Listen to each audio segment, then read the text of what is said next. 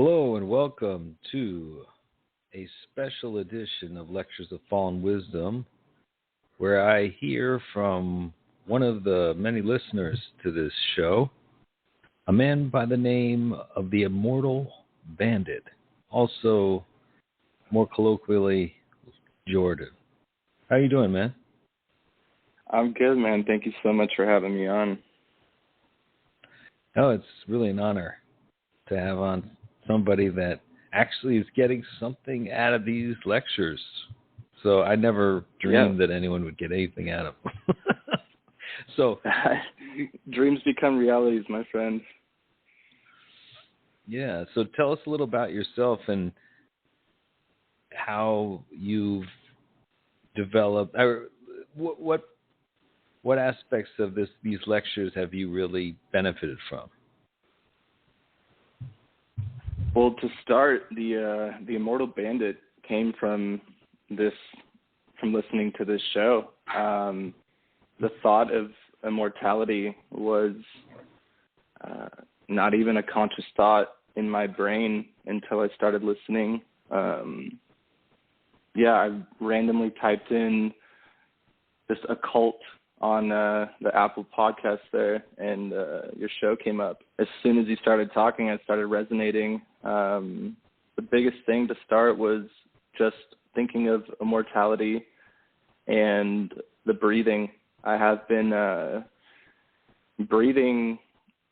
deep breathing for at least over 5 to 6 years now, and never was breathing like I am now, like consciously present every moment, one note. That way of thinking was just, there's levels to this, I guess. And the breathing was something different, man. And well, let me ask I don't know. you, there's so much. Let me stop you there. Let's start with the breathing, because we can kind of elaborate on it, because I think people are like, you got to breathe. You know, it's like you tell them, and even you tell yourself sometimes, and still, you know, you go for hours without breathing. I mean, whether you breathe just enough to live, but not enough to like see anything of worth. So of course you're going to be overly cynical, overly egoistic. You know, the first thing to pop you out of that mode is oxygen, right? So the minute you start to get petty, you know that the oxygen is just not there, and that's why. You know, the minute you get angry or anything, it's just you weren't prepared for. How can you be prepared for anything when you have like a very small amount of oxygen going through you? I mean, you're an oxygen being. Especially when you're not aware of it. Right. Well, you're always not aware of it, because that's part of it. I mean, that's like your awareness and your breathing are one and the same. Right? Like you can't have one without the other. So the idea that, like, of course, you won't be aware of it, because that's the definition of not breathing, is not being aware. The minute you're aware, you start breathing consciously, you make it happen. Now, this didn't always used to be the case, and I've been investigating kind of recently about what caused this, and I'm tracing it back to a dietary change. When we went from hunter-gatherers to farmers, the amount of carbohydrates that we started eating just like became much higher. And it created a scenario where we weren't equipped to deal with there's just so many changes that our bodies are affected by, just changing that diet, just that little thing. I think started creating a scenario where not only were people getting, dying faster, but their attitudes were dictated by blood sugar much more than ever. And for 30 million years before society kind of formed and farming and all this, we were creating our own blood sugar by eating various things. Like we would eat some protein, some meat. We would eat a few seeds and stuff. We'd just find things. We'd eat what we could hunt or gather, literally. So we were, for the most part, living by converting things to glucose. And then all of a sudden we started getting all this stuff that just gave us instant glucose.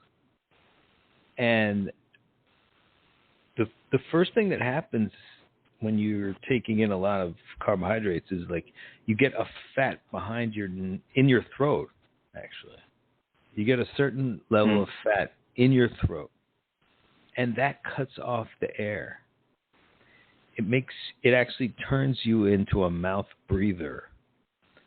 And once you are a mouth breather, you just are going to forget to breathe. It's just because it's very complicated, but essentially you're breathing is loud because you're a mouth breather. And when you start thinking, you start fearing, you start thinking maybe a predator. You get in the mode of the predator is coming mode. Would you call that survival mode? Yeah. You get into that mode, you stop breathing because you don't want to make a sound. Now anytime you get stressed, you stop breathing. It's the same thing that when our ancestors were stalked by a tiger, but now there's no tiger. But we still stop breathing.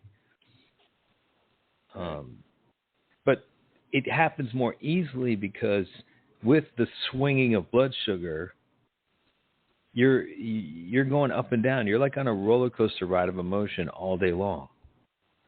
And so, of course, you're going to have many moments of not breathing and non-awareness and ego, because your blood sugar is just going to be kind of fluctuating pretty dramatically. And you're a junkie now.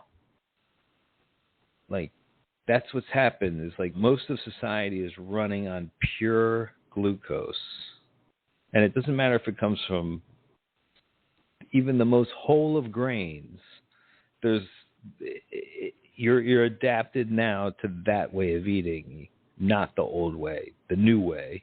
And the new way creates insanity, creates bad breathing, and just starts the whole thing. Now, I just find it fascinating that there's been all this attempt to harness the human being now, like going on 20,000 years of just society. They've tried to like come up with some organization to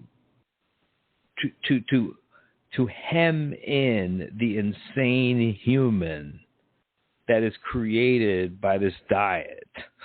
It's just like this diet that was like it's in the good book. Like the whole idea about eating the fruit, don't eat the fruit. I always looked at it. I was like, what the fuck does that mean? Like what is that?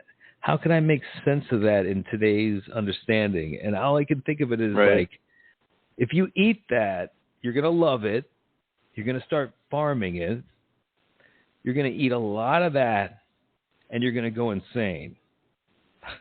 As a society, and you'll leave the Garden of Eden, and right now you have everything you need, but don't eat the fruit. The fruit is for the stupid animals to get fat so you can kill them and eat them, but it's not for you, because if you eat it, you're going to mass produce it. It's the way of hell. And guess what? That's kind of what it was. Like when we were hunter-gatherers, we were in the Garden of Eden. We didn't have overpopulation because we could only have the population that the whatever could support. We didn't create all this food stuff to feed malnutrition babies. We have the same amount of population that we need to sustain ourselves. We can't grow any higher. We're in perfect balance with nature. All of a sudden, we start harnessing nature, start trying to mass produce stuff, food, put people to slaves to do it, just create a whole society around it. And as crazy, man. Yeah, and it created the world we live in today. Like, now I'm thinking, fine, maybe this shit is like what was needed so that we could actually get to a point, because without this society of insane glucose-driven nuts that are like always unhappy, maybe now and then happy, but for the most part, like just hating it and trying to get ahead with money and like trying to make all kinds of money because they think that's going to bring them where they need to go, but it's like still not enough and never enough. Anyway, that never enough shit, like where you're just never satisfied. Perfect to have a whole bunch of people in this kind of society that way, because that's what drives it. If everybody were like chill and happy in the way they were at this moment, what are they going to buy? What are they going to try to, the whole thing runs on an unhappiness, right? So all these unhappy people are created. It's like a self-creating machine. And it's just interesting that there's just so many attempts to like philosophically to deal with it over the years. When you just look at the history of philosophy, and then they're trying to like isolate what's moral and what's not moral. And it's just like, well, you need to get you need to become non-miserable if you want to become a good person. Like, they want people to be good people and still be miserable. It's impossible. That's all I'm saying. Like, you can't be miserable and be a good person. You can't. Nobody can. No. And so, and if you are miserable and you think you're a good person, you're not. Because you're transmitting your misery to other people, whether you are thinking you're doing it or not, you're doing it because you're miserable, and the shit, people feel it. People are, if they're around you, they'll feel your shit, and they won't. It's like a smell. It's like a what? It's like a smell. It's so like pungent. You can see it on them. Right. So I'm sorry to go on and on about it, but it's no. Please. The reason why this happens is just because people are, for the most part, they're getting to a point where they're just junkies for glucose. Now, it turns out when the body creates its own glucose through a process called thermogenesis. Sorry, I'm kind of moved away from the mic, but thermogenesis, the idea where you take fat, either your own fat or fat you take in, and convert that to glucose. We did that in our bodies. The body naturally does this. The body does this. If you for example, if you're like a little bit fat and you get trapped somewhere where you can't eat for days, your body will take the fat from your gut and process it as food. And that's what fat stores are for. They're like food sources if you get into a state where there's no food. So fruit, for the most part, ape creatures used to eat the fruit that was hanging from trees during the summer, get kind of fat. Then over the winter months, it wasn't as much food, so that they just like that fat would take care of them. Kind of like how the balance would happen. But the problem is like we're just too smart, We like something, we create it, we replicate it, and we go nuts on it. I mean, we make alcohol out of it. We start binging alcohol. I mean, alcohol is such a fucking poison that it's amazing that it's not illegal. Like, I guess it was, and they made it legal because they just couldn't contain it. But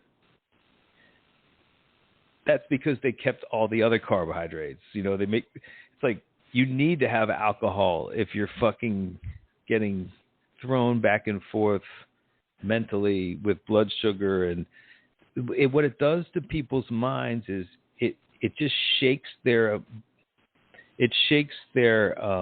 core to the point where they start living like as egos. And it created this society, man. The society of like me, selfish. That they've been. Then they had to come in with religion to like be like, no, man. Let me convince you how it's selfish to be good. You know, because like you need to. These are the kind of people that need that kind of convincing. You can't be like, oh, just this is how you're a good guy. They're like, why do I want to be a good guy? Like, I want to be a fucking cutthroat. If you're, nice guys finish last. Totally untrue, by the way, but everybody, that's the going mentality, right? Mm-hmm. Just like, you have to be a cocksucker. You have to be such a go-getter that you can't think about, what the right thing is. You got to think about what the right thing is for you. Mm-hmm. Now, can you imagine that if that were the universe we lived in, that would be fucking horrible. Like, you don't even think about that, I'm not saying you, but I'm saying generally speaking, people don't think about the implication of the universe. Like, that's the universe? Like, we don't, nothing. Like, it's just who can get ahead, and there's no morality in the universe. It's just this void of, like, who can fucking get over on the next guy, right? Yeah, we had it at one point, and now it seems like we're being bred into that. I mean, the point is, it's like there is no harmony in your mind unless there's harmony outside, right? So you can't get to harmony by engaging in disharmony. That's impossible. You can't get to bliss by inflicting non-bliss on people, right? I mean, it's just like that doesn't compute. So I always put just back in. I'll let you start in and whatever other stuff you want to talk about. No but worries. Back to the breath. It's just that it's something that gets interrupted by your diet, and so I recommend like really just keep your carbohydrates like in the keto level, because it's like they're not what you as a 30 million year old man,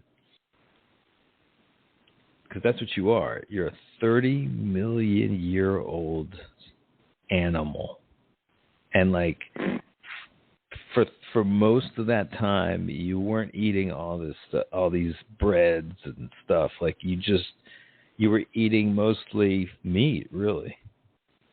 Few pieces of fruit here and there, or vegetables here and there, but fruit. I mean, the fruit that you found, and then the meat.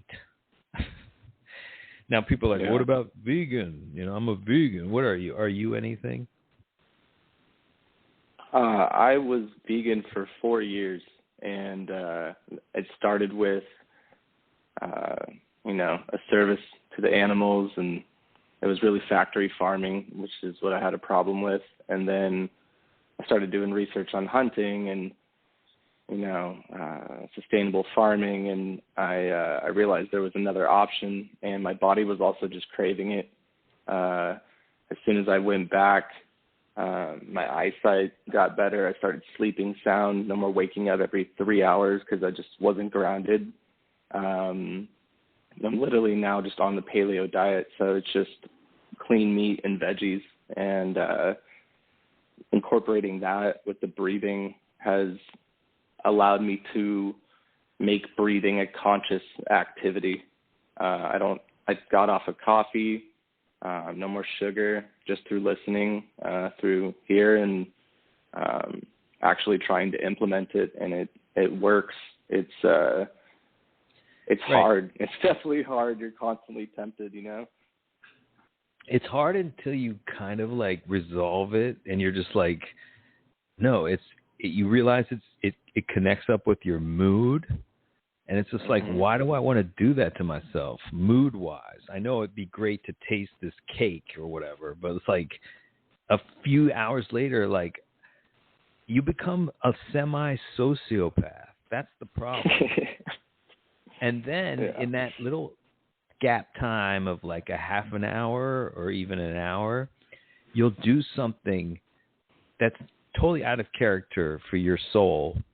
And then you'll spend your whole lifetime living it down or trying to justify it or trying to, like, sometimes it's a crime. That's what's so sad about, like, the people that commit murders and things like that. I mean, it was a Twinkie that did that. I was just going to say, too many donuts. Right. I was talking on the last show about merging with food. Like, every time I was just listening to it, yeah. It was like, would you merge with a Twinkie? Like, is that something that you would like to merge with? Like, that puts it in perspective really quick. But you taste it. It tastes so good. You know, I love it. Yeah. I mean, I particularly had a craving for those kind of things. And, hey, that's only natural because your body makes it on its own. Your body's just like, wow, I can get that shit without making it. It's like getting free money for your body. So, yeah, and you were talking about in the early episodes about your gut, and what's going in your gut is what you're craving, you know? And as soon as I took all of that shit out of my gut, I no longer wanted it. Ice cream was my thing. I loved, you know, a nice little ice cream cap after a meal, but then I realized, I'm not actually sleeping. I'm just laying in bed, and I've been wondering why all these years it takes me so long to go to sleep, and it's because I have sugar running through my blood, and that was a huge game changer. I sleep amazing now. Yeah, I mean, I don't know if I recommended the taping of your mouth shut when you go to sleep. I don't recall that one. Okay, no, maybe I haven't brought it up yet, because I just discovered that, you know, you should not ever breathe through your mouth.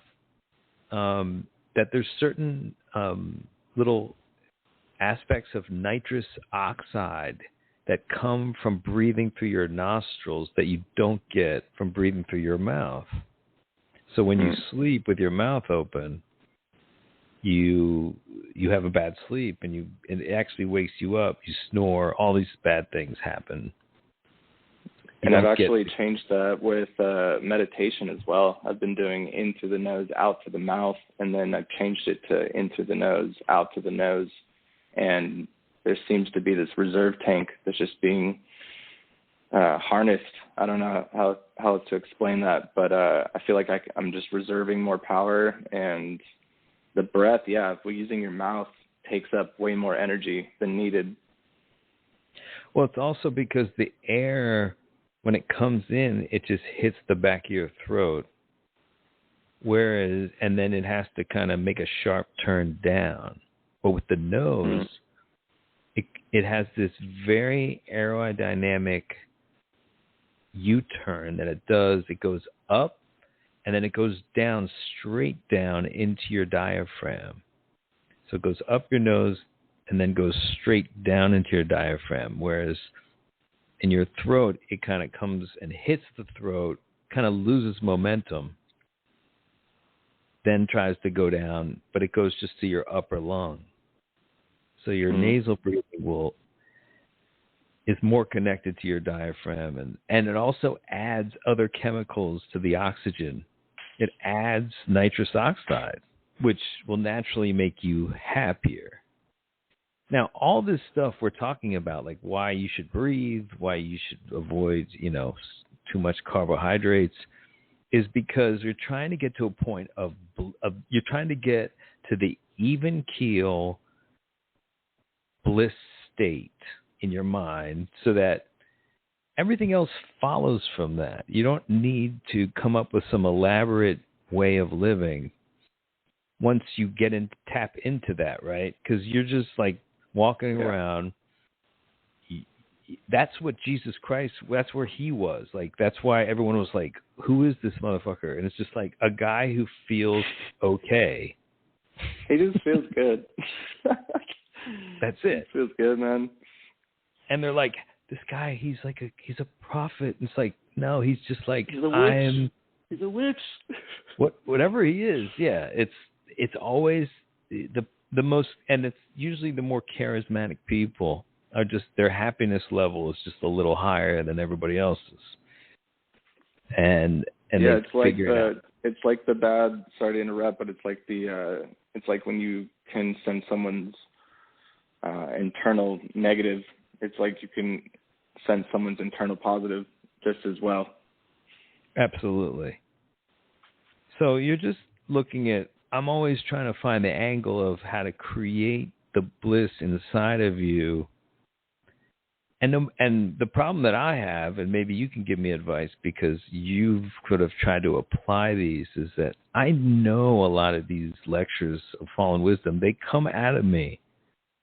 But I, on an hourly, minutely basis, I have a problem of keeping the perspective of them.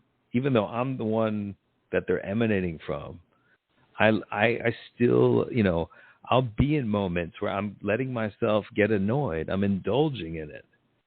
And it's like it's like I'm the most unenlightened asshole there ever was.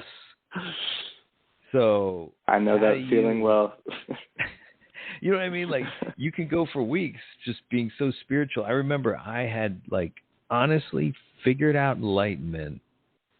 I figured it out. Like, I understood it. And I was just walking around, in this total blissed out state. And then I went and visited my mom. And for some reason, it took me, to the opposite world. And I was like a total dick. And I was like, wow, how did this happen? Yeah. The breathing. I mean, it starts with that. But yeah. It's got to be blood or something, man.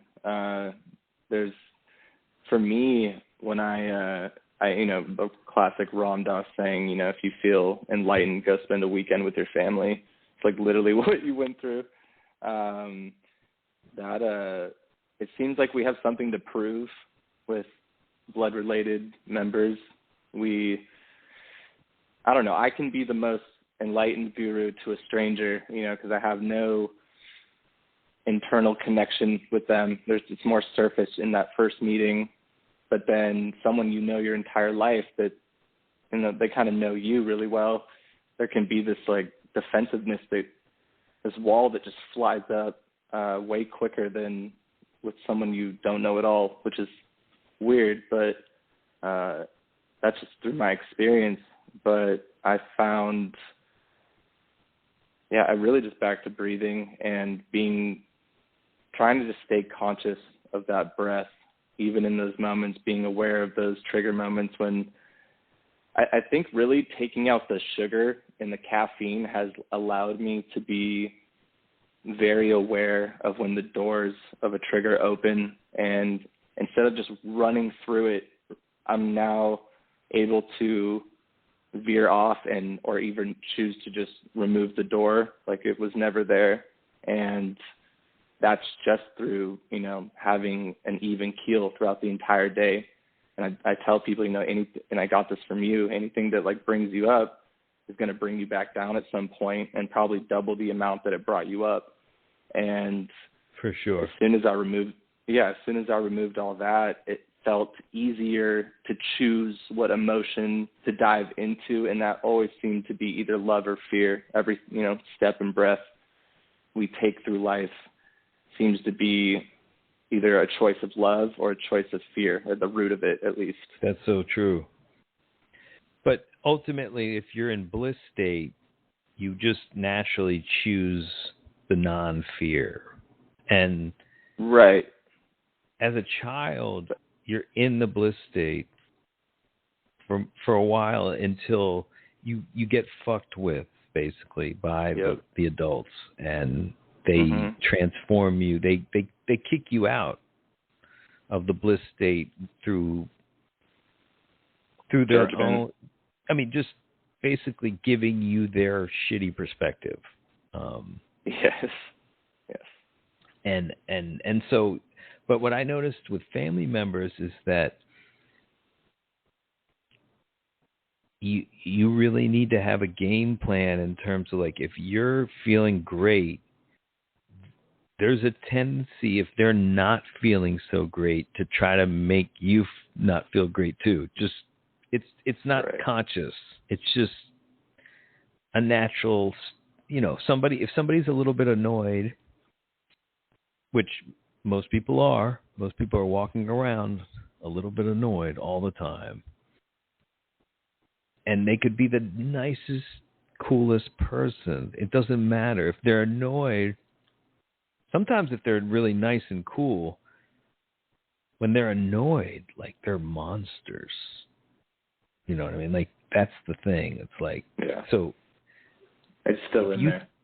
If you think you're nice and cool, if you're the nicest, coolest person when you're not annoyed, when you are annoyed, you're like a demon. It's a flip of it, because you're really effective at if you're really effective at being good, you're really effective at being evil. But for real. That's why it's like when you are a good person and you do the wrong thing, you get pretty instant karma. It's quick usually. But when you're a fuck up that does shit bad all the time,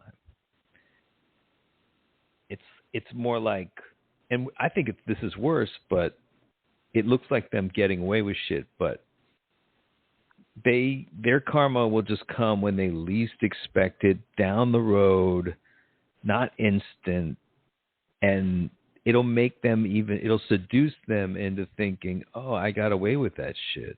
Like, it's weird. I mean, like I'm saying, saints get punished more harshly than criminals.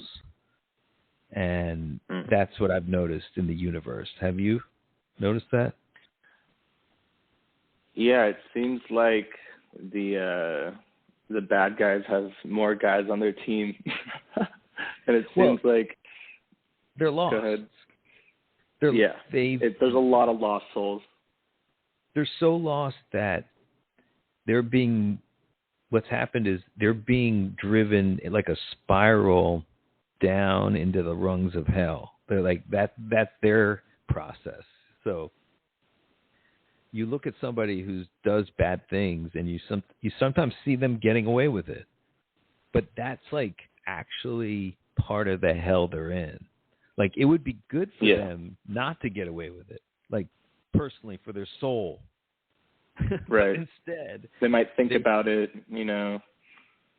whatever it is, they might change their ways. They might become good, But now they're going to keep indulging in it. They're going to keep harming themselves, because literally when you indulge in evil, you are harming your own self. So they're going to keep going, and they're going to kill themselves, but not without inflicting a lot of horrible things. It's hard to look at a universe like that and be like, there's morality, right? Because you're just like, how are evil people allowed to do what they do, and then say that the universe is moral? Well, it's not moral for just like, it's moral involved because we talked about different parallel universes, right? It's like you could get killed in this parallel universe, but you just wake up in the next one. I mean, has that idea affected you at all? Yeah, I have this thing I do when I mean, it's a little different, but like, let's say, just for an example, I'm driving down the road on the freeway and someone swerves in front of me, and I kind of like have to slam on my brakes a little bit, but everything's okay, and they just fly off. In my head, I'm like, oh man, I wonder if they would have swerved, lost control of the car, flew into me, my car just burst into flames, whatever. I have this whole projection of a scene that might happen, and then I just have this thing that I imagine that scene just kind of dispersing through like a pink, purple, golden bubble kind of thing. Like these bubbles just disperse the reality, and I'm like, oh, okay, I'm definitely removing myself from, hopping into that reality and that version of things. And I don't know, that's just kind of my own thing, but it seems like I have the choice sometimes to, like, let's say if that guy cut me off. Okay, now the guy that cuts me off, there's a reality where I can go and chase him and be a part of this energy from this reality, or I can just let that reality go and drive off.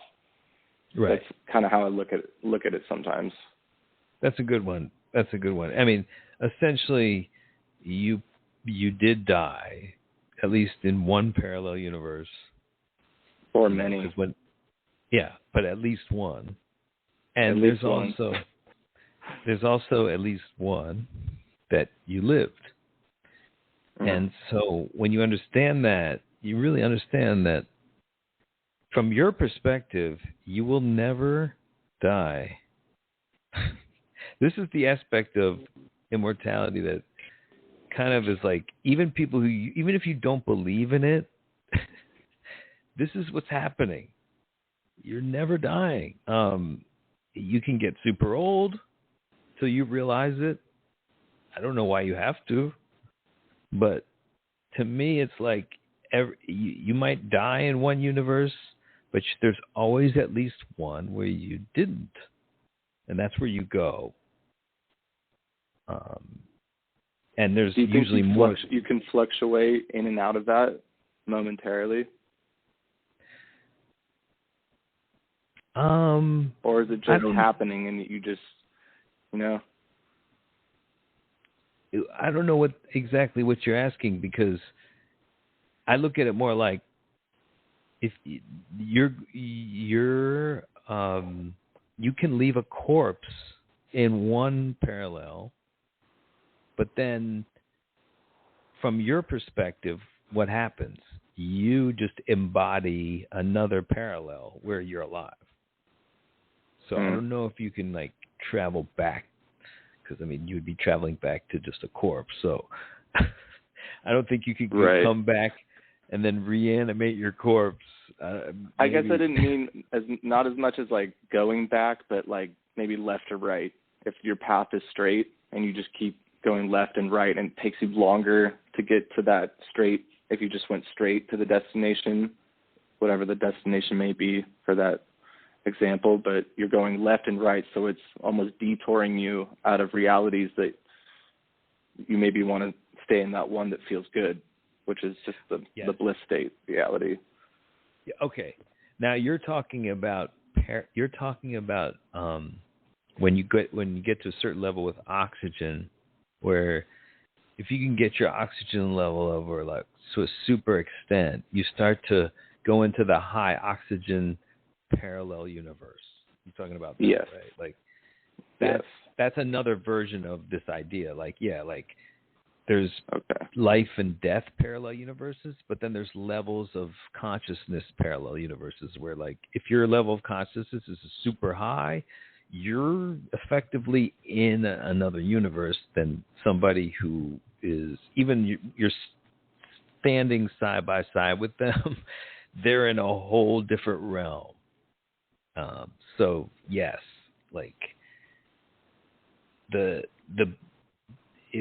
that's the whole point of raising your consciousness, raising your bliss state, and monitoring your bliss state. People think that they're not supposed to feel constant bliss, and then they're very kind of depressed all the time, and they're wondering why. And I'm because it's one or the other. You can't just be people think that they should be neutral, and then get happy sometimes, and then get mad sometimes, but basically they expect to be neutral. I don't know if you've ever watched somebody's face a couple of seconds before you actually run into them. Like you see them randomly on the streets, and you'll see them what their face like is. 4 times. Well, their face is what they are, and it's like this not happy, not sad, but a little annoyed, normal kind of state that everyone thinks is the normal state, but it's not. It's like it is depression. Because yes, you're in the bliss state, you're in the depressed state. It's like there's no. So you always have to be like, am I? You should not be ever in any moment not in the bliss state. But people don't think that, right? No. People if you're questioning it, you're definitely not in it. I mean, I think it's just been accepted by society that you only enter the bliss state like when you take a ton of drugs or like, have sex with a prostitute or whatever, like the extremes of life, like win a ton of money in that, you'll just get that rush of bliss. And then that's all you can hope for.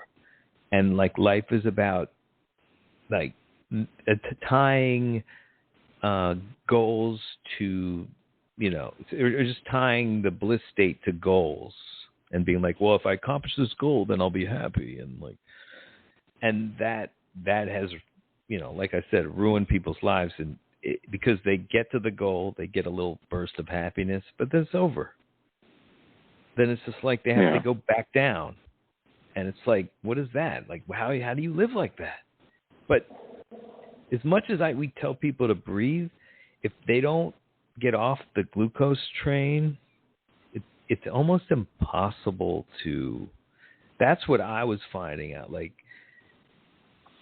you were saying, like until you get your diet under control, like, and you keep your blood sugar from swinging wildly, you're on a constant roller coaster of emotions, and no amount of meditation, Zen practice, mindfulness will always catch everything. Yeah. You're going to slip up. I found 100%. I found the combination with that and physical exercise, exerting an extreme amount of energy. For me, I like to do it early in the morning. It feels like if I do something super intense, like an hour-long workout where I'm pouring sweat at the end of it, and then I jump in the sauna for 45 minutes at 150 degrees and feel like I'm going to pass out and die by the end of it, get out, hop in the ice-cold shower. Those 3 things that were these big challenges in the morning, the rest of the day sets you up for, gold. And wow, that's fucking great. Yeah, man, that's been literally changing my life. And, these past, this whole year, man, has been, I felt like a pause on, my growth, and not growth, but my projection of how I'd like my desired reality to come about. It felt like there was just the universe put a big pause on it. And I realized I was more concerned about the outcome of my actions rather than just my actions. And that was just throwing me in this loop and just digging me deeper down this hole. As soon as I started incorporating the clean diet with this rigorous workout just in the morning, and then, the heat and cold exchange, everything started unfolding. As I was opening back up to myself, life started opening back up, and I felt the reflection from inside of me was being output. And that is number one to me, for sure, is those two things, the diet and the physical exercise literally can change your life. Right. And then also you just then it becomes you can implement all these practices that I talk about on Lectures of Fallen Wisdom in terms of breathing. It's like, but I've been trying to tell people that haven't fixed their diet to do these things, and it's like they hear me, but it's like they really just can't do it. I mean, they're too emotional, or they're too sociopathic, one or the other. It's like they bounce from over emotion to sociopath, back and forth. Yeah. And that's the world we live in, and that's what this whole ego thing has come about from. It's like an autopilot of sorts that takes into account. It's like it's a robot, really, in your mind that takes into account only very petty interests and takes control of you. And you'll do things under the auspices of ego that are totally out of your normal soul character. And then you have to live with the consequences of those actions through your whole life, and repeatedly. And they ripple on itself. Like you just keep compounding it layers with more and layers. And with each bad event that happens that you cause, that you regret, that causes you emotional pain to think about, you create what Scientology calls an engram. And that is like this floating, like basically free radical mind particle in your brain, in your thoughts, that is a continuous poison. Scientology is like, it's not like totally out. It's not like insanity. Like they have certain things that they like figured out that are actually true. And one of them is this engram thing, because they basically said, like, you have so many of these like moments where you either overreacted or somebody else overreacted, and you remember it and it scarred you, that you get an accumulation of them in your brain, and like it's impossible for you to be fixed after a certain point. You're like a computer with like way too many viruses. It's like just have to throw it out. And each little event that happens that doesn't sit right with you emotionally becomes an engram. So you want to reduce your production of those events as much as possible. Yeah. You can't avoid them completely, but almost part of it is what? Just that experience. I feel. Do you know a single person that doesn't have one of those, or an experience like that where it's led them to be who they are today? It's almost like the human experience. It's almost like the human experience is a video game, and that's one of the that's just one of the missions you have to go through or something. It's like almost programmed into the system of how things work. We have to learn how to get through each one of our own little passages of time, if you will, and trials. Yeah. Trials, yeah, and trials of tribulation, all that. I think that it just takes. It's just hard to say though, because I had to go out of my way into myself just to search a cult onto a podcast search engine. Some people don't ever take that little step into themselves just to like go deeper. There's always seems to be this bridge that they have to cross, and no one wants to cross it because there's too much fear there, and I guess that's why it separates the brave souls from the not. But describe kind of what you were going through when you did that search. I mean, you said you had felt somewhat like you were slowing down, or what was it that led you to seek out the occult? And also, I'm sure you found other occult stuff. Like, I was wondering what you found. I was reading occult books. That was it. I was diving into draconian stuff.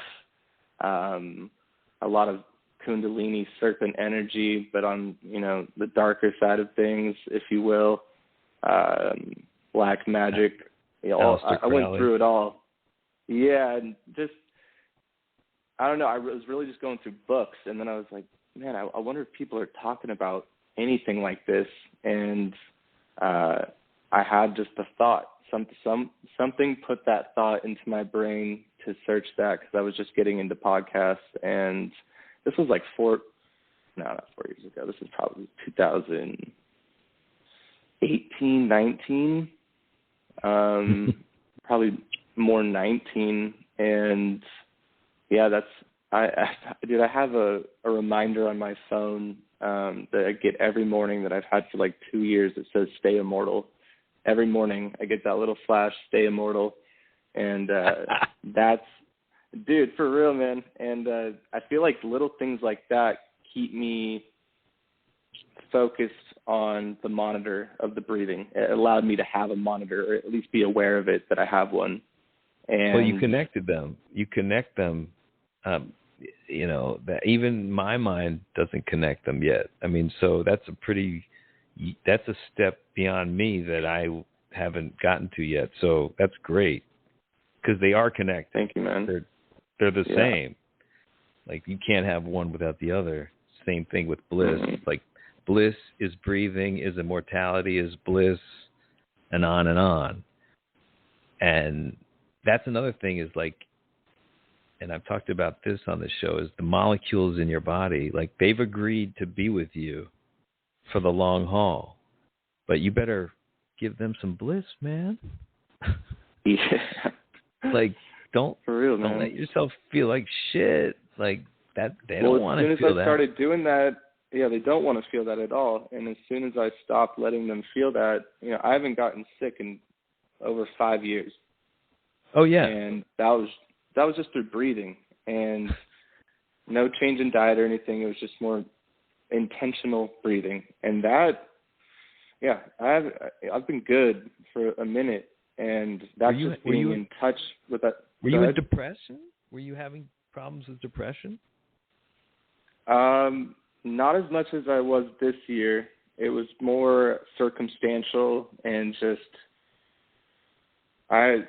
social media was eating me up with comparison, and I've been off of that for a while, but most of it was just my projection of how I saw my life kind of moving was not moving in that direction, and I was letting it destroy me. And well, you were brainwashed into the death cult, right? Dude. Like, you thought you had to die, right? Go deeper on that. What do you mean? I'm saying, before you said you weren't thinking about immortality before you heard from this thing. So you essentially were like one of these people that, and most people just assume that they're going to die someday. I had the clock on. And there was a time limit. Right. And it wasn't. I was upset about it. Yeah. Yeah. I love that, because it's so makes sense. It's like, yeah, of course. Like, you're here. If you're not making it, like, by the time you're 30, 35, you're a failure, right? I mean, under that scenario. Yeah. And it's amazing, because it's like, you're a failure if you're not in the bliss state, period. And it's what's crazy about money and making it, is that if you do make it, like money-wise or fame or whatever it is, without figuring out the bliss state beforehand, you will never figure it out. It's like a hell sentence. It's way harder at that point. It's almost impossible, because it's really, you can't hit. It's like you have to be able to hit rock bottom, and money and fame protect you from that. Eventually it happens. Like I said, like you can go through a million different scenarios where you die and you lose your you lose your life. But eventually you get it. Eventually you figure it out. It's just like, let's figure it out now. And like, without all the pain, without all the nightmares, without all the fucking horror that you have to go through. Body horror in the form of aging. My God. And so when you figured out that you're like not a dying thing and you're just like this machine that can theoretically go forever, how did that change your perspective? I wasn't in a rush anymore. Right. It's all one moment. Yeah, it's all one moment. And, you know, the sun and the moon are kind of illusions to the way we perceive time. It just helps with how society runs now, but it's all one moment. And I also look at, you know, the time span of man, and some say, I'm sure you've heard this saying, like, you're already dead. You are already dead. It happens so quick. We're here for a blip of a second, and then it's the next thing without you.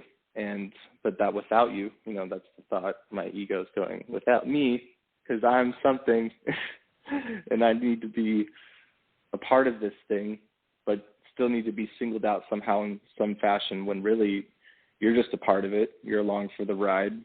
And when you realize that and you just let go, it gets a lot easier. And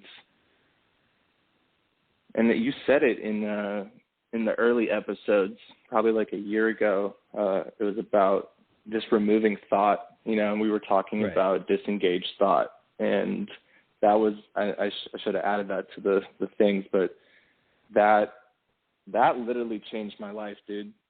That disengaged thought trick, it works. It's almost instant, at least for me personally. That allowed me to just gear out of whatever was happening, you know. For people that didn't listen to that, give them a nutshell how you interpret that, or how would you tell somebody to do that? So the disengaged thought, and kind of what I was talking to you about before, is I picture, you know, the mouse or the hamster on the hamster wheel, and that's the thought train. That's your thought train that's just constantly, what am I doing right now? Do I need to be doing something? Do I need to, whatever, you know. Like, why did you do that, asshole? Like, why are you so stupid, you know? Exactly, all of them. And I started really getting a good visual on that mouse, just running and running and running. And that's a meta thought. That's like a meta. You step outside thought and look down on it. Yeah. Yeah, and it was becoming really clear, and it was exhausting me. And I have a tendency just to learn things the hard way, and I got to go through it for a while until I just get tired of it, and then I'm like, oh, okay, that's why I shouldn't be doing that. And so this was just another moment where I had just been visualizing that thought train or that wheel for so long, and finally I visualized the mouse just jumping off and removing the wheel completely, and then you have a mouse just in this limbo space. And that limbo space I would call my nirvana, you know, when I find that through deep meditation and that one noteness, that one state where everything, the bliss state, it's where everything comes back to that one hum. And that one hum seems to correlate with everything of how you feel inside, what's going on, all the timestamps in your brain that you need to do this, do that. It doesn't matter anymore because it's happening. You're here with it. For me, just that one moment takes the pressure off of every other moment that may or has existed. But it's tied to some degree to the word disengage, right, for you? Or have you removed the word? You don't even use the word? No, I use the words.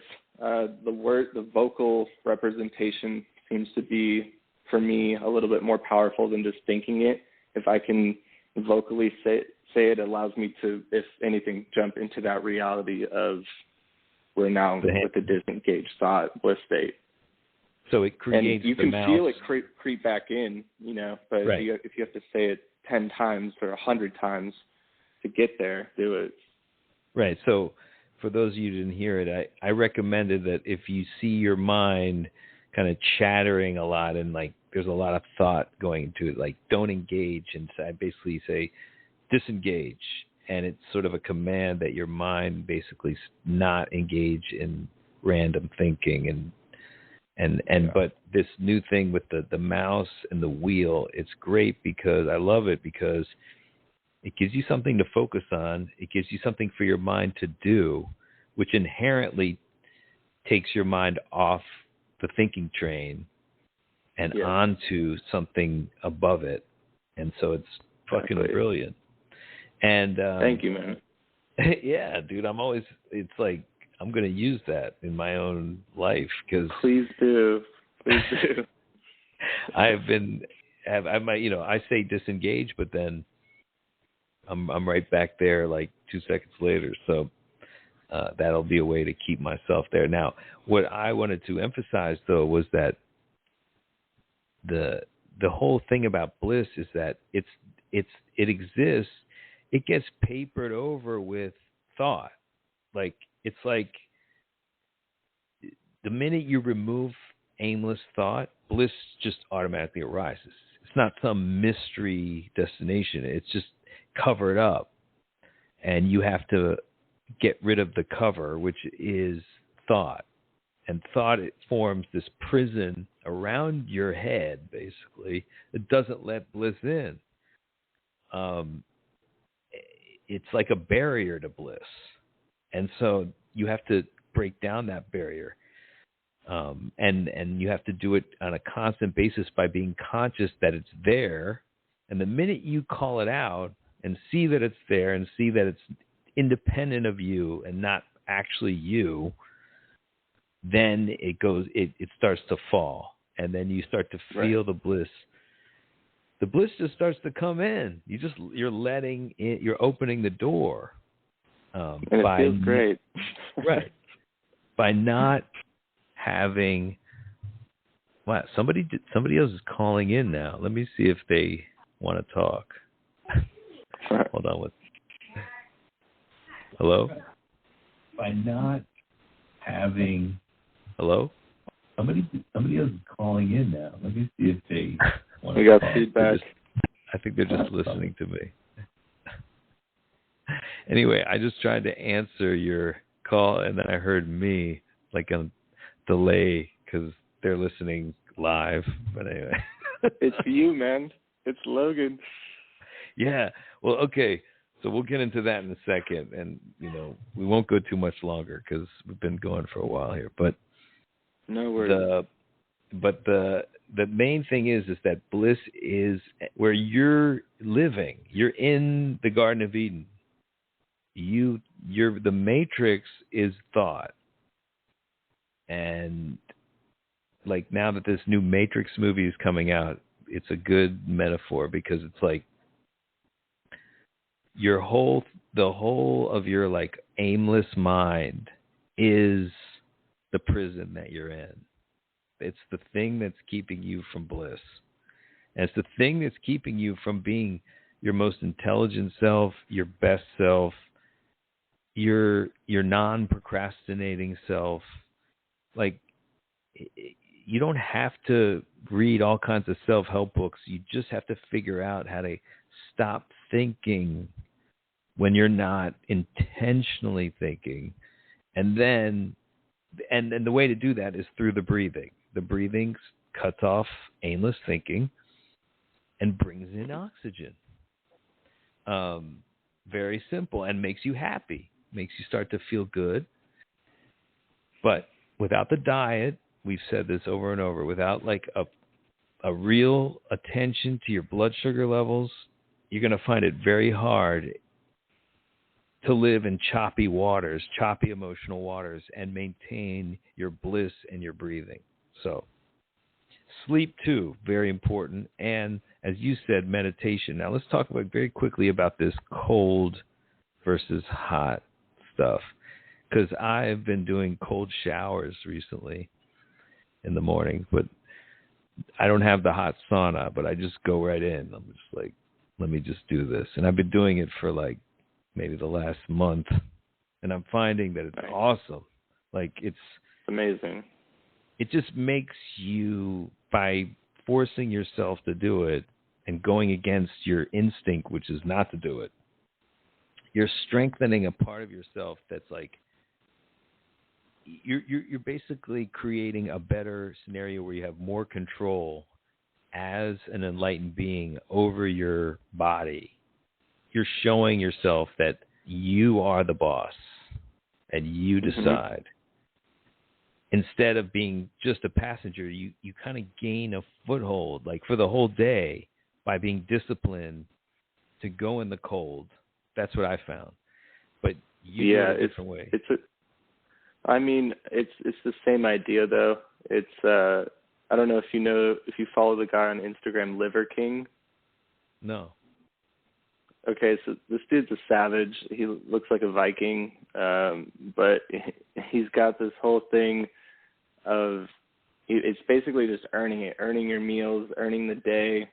And when I'm working out, when I'm in the sauna and I'm at death's door because it's so hot, and then I'm in the ice shower because it's so cold, but there's this sense of gratification after, like I really earned the day. Like I really earned the right to live for the day. And right. I don't know, man. That's just been getting me through it. That just focusing on that and just bettering myself through earning it, literally just earning the day, has opened up my entire life. And, all these opportunities are coming through, and it feels like if I just focus on that and stay in that bliss state and whatever I have to do to get there, the rest of life seems to do its thing, at least in the way that I would like it to in some fashion. And yeah, man, I don't know. That just, it's really as simple as that, but it's not, because you got to do it. And, it's always the hardest getting into it, but as soon as you do it for a week or a month, like you said, you kind of start craving it. Your body, your cells start craving that, like that release after that pressure. And I don't know, there's something there, man. There's something there, and I would love to get more people on that tip. Yeah, it's really hard to get people that are just like contaminated by this normal way of thinking. It's just, they live in that kind of space of, like we said, like just a little bit like mild depression. It doesn't have to be like major depression. It's just like mild depression where it's just the non-bliss state, but it's, it's not what we were supposed to be in. It's not what was, and that's like the Christ message was that, essentially. It's just like, they're like, where's this kingdom of heaven? And he's like, it's right here, man. It's like, it's in front of you, man. You're looking at it. You're feeling it. Yeah, like you think I'm some kind of savior. I'm just like a son of a man. He says I'm the son of man. What does that mean? Did he call himself the son of God? I don't know if he ever did. And my theory about that Jesus. What? Go ahead. No, I think it was you that said in the earlier one, you're like, Jesus, he was trying to convince everyone that they're just like him, like, I'm the son of God, but so are you. You're the daughter of God. You're the son. Yeah. You're also the son of God. Right. Like, it's not just me. It's like such a misunderstanding. It's like, oh, you declare yourself the son of God? It's like, no, we all are. And, but you won't be the son of God unless you get into the bliss state. That's what he's trying to say, is like, right, I'm there, like, you're not. And like, how do you get people? That's the thing, though. It's like, how do you get other people? How do you bring other people into the bliss state? That I think I know that you can't get annoyed that they aren't there, that doesn't work. But do you ever think about that you're just many incarnations ahead of them, and that the soul is the same? It's just it needs more vessels to learn. Well, I mean, if to accept it and define it that way, that's fine. I'm always a type of person that just like wants people to get there. Yeah. And it's tough because when you start preaching to somebody about diet, they're just like, oh God, like, when they hear the word keto or they hear the word what was it, the paleo, or they just their eyes glaze over. They're just like vegan, especially. No, and it's vegan is the thing with vegan is that most vegans are like eating tons of carbohydrates. Like it's just because they're vegetarian. It's like it's okay the to soy eat. too. Yeah, the soy, which is like an industrial product. I mean, I don't know how long humans have been eating. I guess Japanese have been eating it for a long time, but it does have a kind of form of estrogen in it that can mimic estrogen in the body. So, yeah, soy and just the whole like fake meat thing it's a genetic kind of monstrosity at this point. Like, what is this food stuff? Also, why do you want to eat a fake version of what you're not trying to eat? Right. Like, what are we doing here? Bloody. It's bloody. I mean, it's beet juice. Come on, man. Well, actually, it's they developed in a lab that's called hemoglobin. The plant it's protein, like, right? It's a blood they made out of soy. Okay. And they call it like soy hemoglobin, or I mean, it has the word globin in it. It was blood, so it's like they figured a way in the lab to create a form of blood. They probably used some beet juice and some other things, but whatever it is, it's great. Like you can't tell the difference now between like an Impossible or one of these burgers and like meat. But at what cost? It's not meat. It's hard to say what it is, whatever it is. But vegan, I think, is probably the best diet if you're doing it like the right way and in a fashion that doesn't eat too much carbs, which is tough. Pea protein can help. I mean, I was doing pea protein for a while, just through milk, pea milk. Yeah. But for me, the reason I stopped being a vegan was my body literally operates at a higher function on animal protein rather than plant protein. I was having to eat, 6 to 8 times a day and not getting anything from it. And maybe I wasn't supplementing correctly and not eating. I don't know if you have to go raw. I just don't think I could do that. I mean, I could. I did it for a little bit. You have to do intermittent fasting if you eat vegan, like, because you have to be able to load up on food and create but you really have to go through caloric restriction to get the most out of it. Right. You basically have to go through a period of starvation to utilize what you take in. Otherwise, you just kind of store it. It doesn't really nutrify you, and it goes through your body, and you feel weak, and you just never get any nutrients. That's right. kind of what happens. What happens, most vegans are creating more fat in their body. I mean, they just, because they're not eating enough protein, they're not eating enough fat, so they're creating fat. and that fat has to be burned, and that's where you get your vitamins. Like, I mean, from burning the fat you create instead of like sugar. So that's, if you want to be a vegan, you have to do some intermittent fasting. I mean, just don't eat for 18 hours, and then eat like a ton of shit for 4 hours, like that kind of thing. But anyway, with your diet though, now you're doing like a paleo diet, and how much time are you allowing between like your last meal and your first meal? At least 10 to 12 hours. Okay. So I will eat my first meal usually around,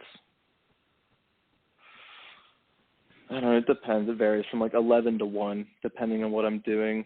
And then the next meal won't be till at least like 7 or 8. But that from that night into the next day, that really like clears whatever was trying to be processed or whatever. Right. Yeah, I mean, like, it's good to go at least 12. And the longer the better, actually. You know. Another thing to do is just do like a 3-day fast, and at the end of that fast, like, smoke some tobacco, like on a mountaintop, like before eating anything. And you'll see like some serious. What? I said that'll send you. That'll get you. Yeah, like that. If you really want to change your like something in your situation, do the 3-day like water fast, like, and then smoke like some really good tobacco, like in a pipe. That's the only time you should ever use tobacco, is like after 3 days of like not eating. Like, that's Native American way of doing it. Like, just having it as a cigarette is like such a sacrilege, spiritual fuck up. Like, I'm on that fuck up train right now, my friend. I'm trying though. I don't actually smoke the actual cigarette. I twist it out and mix it with some cannabis. But I feel you. I know that's actually the best way to do it. If you're going to do it, like, at least mix some cannabis in there, because that'll somewhat kind of cancel it out. And what I've noticed is that what I don't like about mixing it with cannabis is that you don't get, like, it's like you don't get very high from the cannabis and you don't get very buzzed from the cigarette. So it's kind of like nothing. You just kind of... I like that happy medium. I love that. I know what you mean. Not too much, not too little. It's a you nice don't want to balance, be too... But... It's true, because I just noticed that whenever I'd get high, I'd get super high, and then I'd smoke a cigarette. Yeah. It would probably bring me down, like, to a lower level of high, for sure. Right. So I can imagine, I used to smoke those things too, like the spliff. Yeah, man, spliff life. Do you put the little filter in there? Yeah, I roll it up and everything. I use the tobacco brand Nat Sherman's. It's just water and tobacco, and it's super smooth. And yeah, man, for some reason, I'm just smoking like, very low grade trim, just because I just really enjoy that little head rush medium, and I can operate and get everything done. And that actually helps me to be more conscious of the monitor as well, for some reason, with my body, and just keeps me focused. Yeah. Yeah, I mean, I think that it's something that, like, if you can help you to maintain a bliss state, you'll be protected from the kinds of things that people warn about when it comes to smoking. Like, you that's the key. Like, you have to maintain the bliss state, and you will be protected on some level from like some of the free radicals that smoking creates, right? I mean, it just does. Right. But have you tried vaporizing the two together? I haven't. I had a roommate a couple years ago that had one of those. It looked like one of those old cell phone bricks, and you just sucked it out of the antenna. It was this giant vape machine, and I tried it a couple times, and it just did not work with my lungs. I just felt like I was coughing all day, and it didn't feel great for me. Right. Yeah, I mean, the way to do it is to use pipe. I've done it because I used to be quite addicted to nicotine, but I figured out I had this problem where every time I'd smoke a cigarette, like something really bad would happen to a loved one. Oh my God! I know, it was weird. Oh my God! It was like a dog. My dog would die. Like the last cigarette I had, my dog was hit by a car. That's awful, man. I'm sorry. So, and before that, I had noticed a pattern, and I remember just like somebody handing me a cigarette and being like, "Oh, I thought about the pattern, and I was like, oh, that's ridiculous." I had the cigarette, and like 2 hours later, my dog gets hit by a car. So I'm like, all right, I'm done. I quit this shit. So then I was like, fuck, but I love nicotine. So I was like, yeah, let me see if I can vape this shit. That's not smoking. How do you feel about that, the vapes? I mean, I started out trying to use the Nat Sherman and the American Spirit, and it's too dry. The only tobacco that you can vape is pipe tobacco, like the really moist one. Right. And you put that shit in there. From the bags? Yes. Like from a real reputable place. You can't go to like some random place that's all dry and shit. You have to get like the moist stuff. And you mix it up with weed and you put it in any kind of vaporizer, and it's good. It's like the best.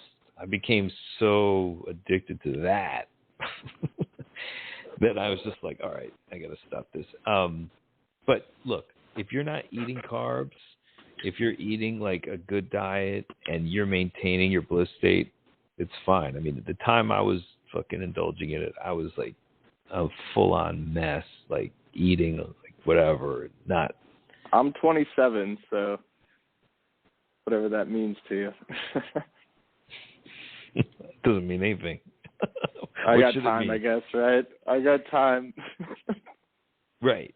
To stop. Yeah. The only thing about I just look at nicotine like it's a sacred substance, and it's something that's what it's used for. So just treat it that way. That's all. Even if you're doing it on a daily basis, it's fine. Just like don't take it for granted.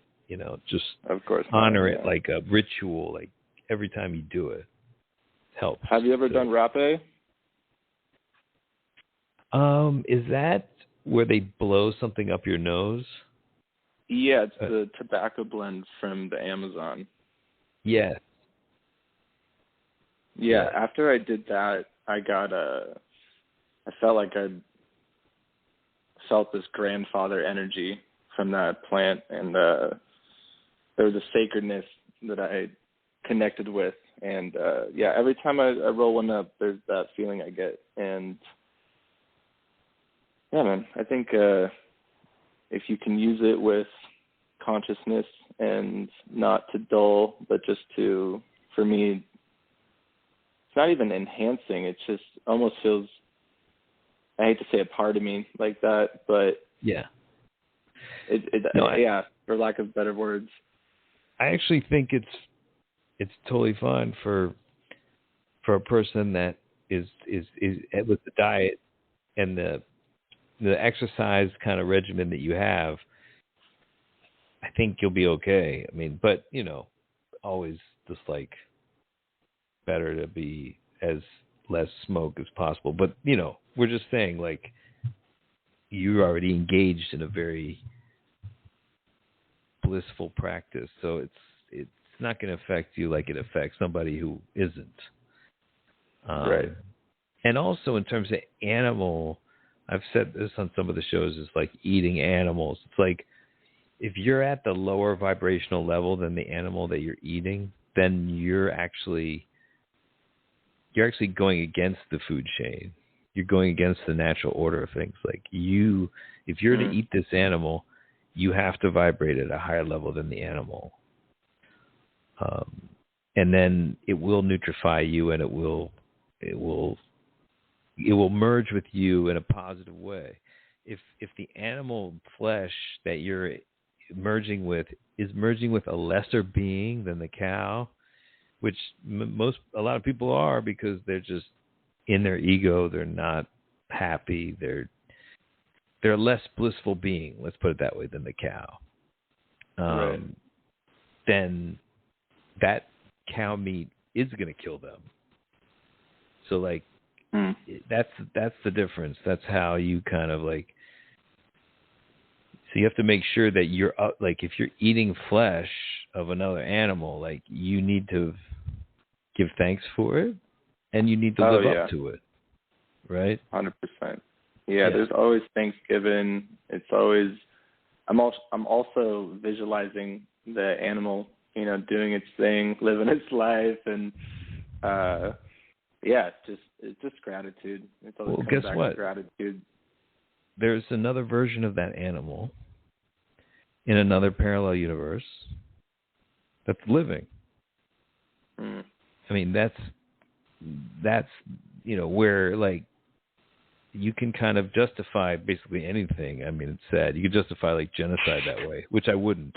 But I'm just saying, like, everything gets fixed. Like the killing of a child.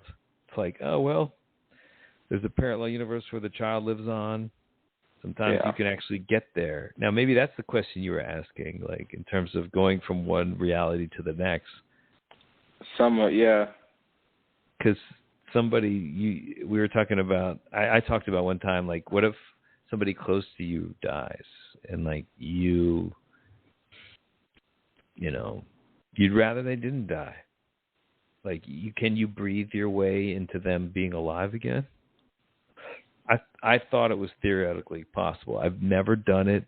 The problem is maybe I have done it, and that after it happened, the person came alive again, but my memories shifted, right? Like so somebody dies, I respond to it by really focusing on my breathing, and all of a sudden I wake up one morning and I just had a dream that they died. And they're alive. That's basically sometimes happens, like, but you don't realize it because it's like a time travel thing. Like, obviously, like you went into another parallel universe where the history was different. This guy lived. So that's why, like, I don't agree with mourning. I don't think you should ever mourn someone's death. Somebody's death should always just be a further reminder to breathe more, because there's a likelihood that they might not even be dead. So in that sense, you can't, if you want them to be alive, then breathe. Maybe you'll enter the parallel universe where they're still alive, and because that's where you want to go. Yeah, maybe we have to change our definition of, dead and alive. That their physical definitely is no longer here. That could be the dead, but you can still feel that person if you think of them and think of a memory. Just because the physical isn't in place, maybe. Yeah, I don't know. That's a tough one, man. But I would say that maybe being able to feel them would allow, if anything, that reality, but it's not a physical reality. Maybe there's different levels of realities that, just like, fifth dimension, where it's just light consciousness, there's a tapping into that realm that we can blend with this, or, yeah, that's a good question. I'm going to see what this person they're raising their hand now. That the person that called in. All right, so you got to turn off your radio, your computer, so you can hear us directly. So I'm about to go to you. I know it's on delay, so I just want to give you a little bit of time. And here I go. Hello, are you there? Anybody there? Well, I was muted. I apologize. I had my mute on. Hey, you can hear me now? Got you. Can hear you. Yeah, I've been listening for a minute off and on, multitasking, good old mundane things of this existence. But since you're talking about, when people pass on, what do you feel about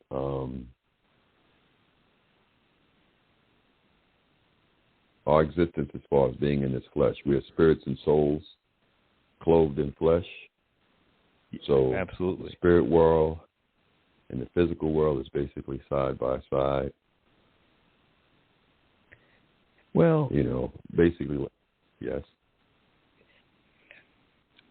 I believe that we are gods who came down to inhabit a physical form and to spiritualize the physical form. And that's what we're here to do. I mean, we're here to create the kingdom of heaven in the material world.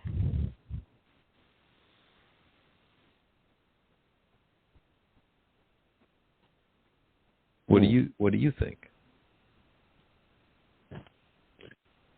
Well, that's an advanced being, indeed.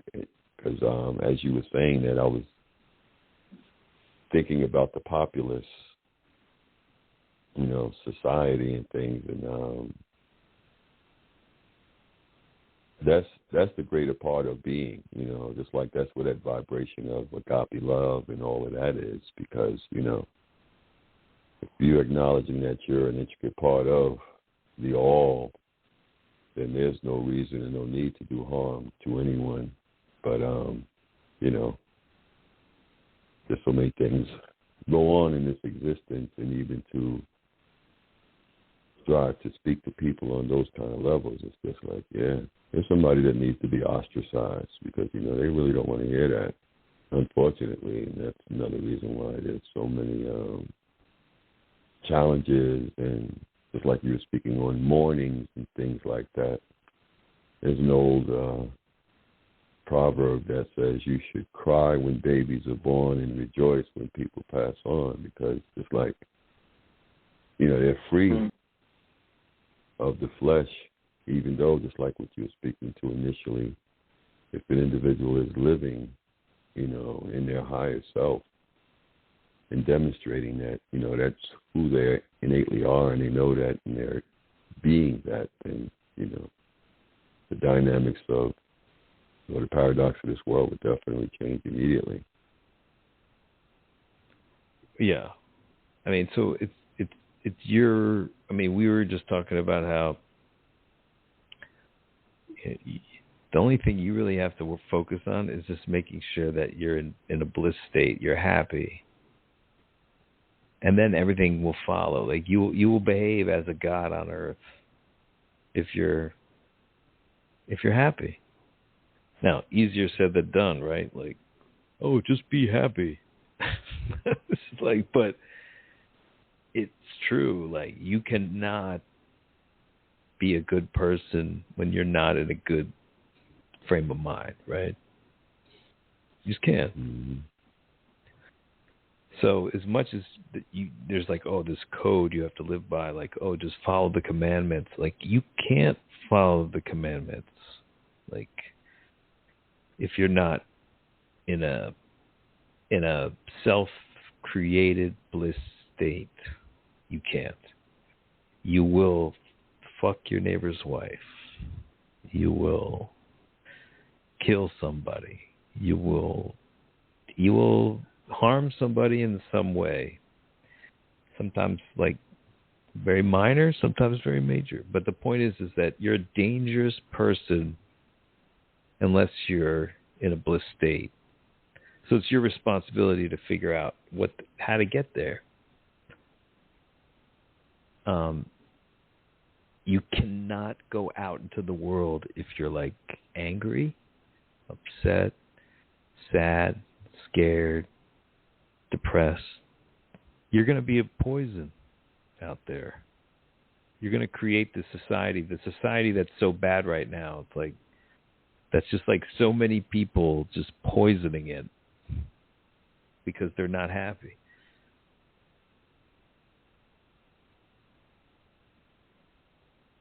What's your name? So what do you feel? Well, Ukani. Oh, Ukani. Okay. So what do you feel would be a good way to assist people with that realization or awakening, or even to, just like you're saying, it's not easy even, as a beginner's practice, no matter what your walk, but, that's truly the higher state of being, is bliss and peace, But it's behind your thought. Try it.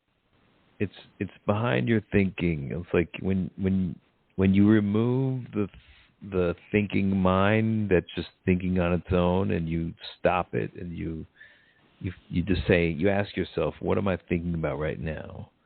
And you see that it's nothing. Like when you're stopped this mind train of thought, the bliss is right behind there. It's covered up by that. It's covered up by all their fears, thoughts of death, and thoughts of like anger from events of the past, and they're all just like mulling around in your head. So they form a film that covers up bliss. And the minute you just kind of puncture that film, and you're like, you see it for what it is. It's imaginary. It's there. You dip into it. You think it's you, but it's not you. It's just this thought wall of just fears, anxieties, depressions, whatever.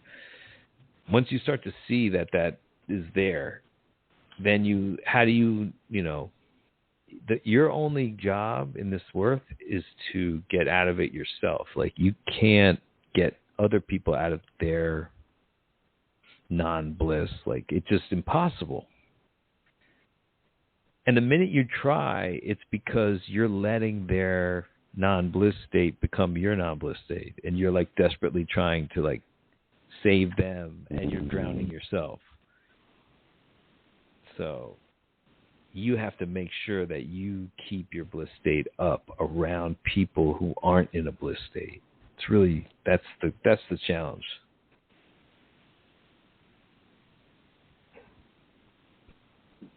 Back to the self again. Right, I see. I mean, it's more like you just have to hold up your end of the bargain. Like, if they're not holding up their end, then that's their problem. But it's like, don't let, just because they drop one end of the couch, you don't drop your end of the couch.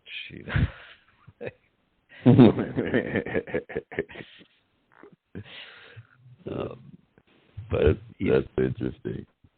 Yeah. And most people are dropping their end of the couch. I mean, they are.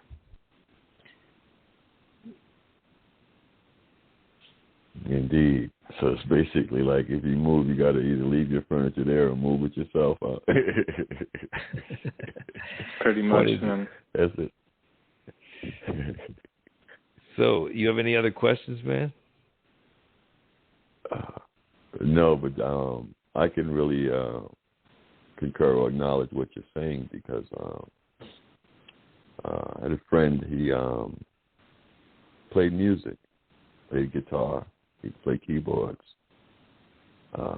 He gave me a kalimba one time, and I think a tambourine or something. But anyway, I used to try and just play to play what I was feeling and things like that, And he said, you sound pretty good, but the key to harmonizing is you add your instrument in the silence. So just like what you're saying, where the bliss is behind all of the monkey brain thoughts and all of those things. So just no matter what another individual is doing, your responsibility is to play whatever instrument you choose or you have in peace, you know. Well, it's like Jordan was saying, maybe before you started listening, it was like he was talking about how you're either acting out of love or you're acting out of fear. It's one or the other. There's always a choice. I contend that there's very little choice.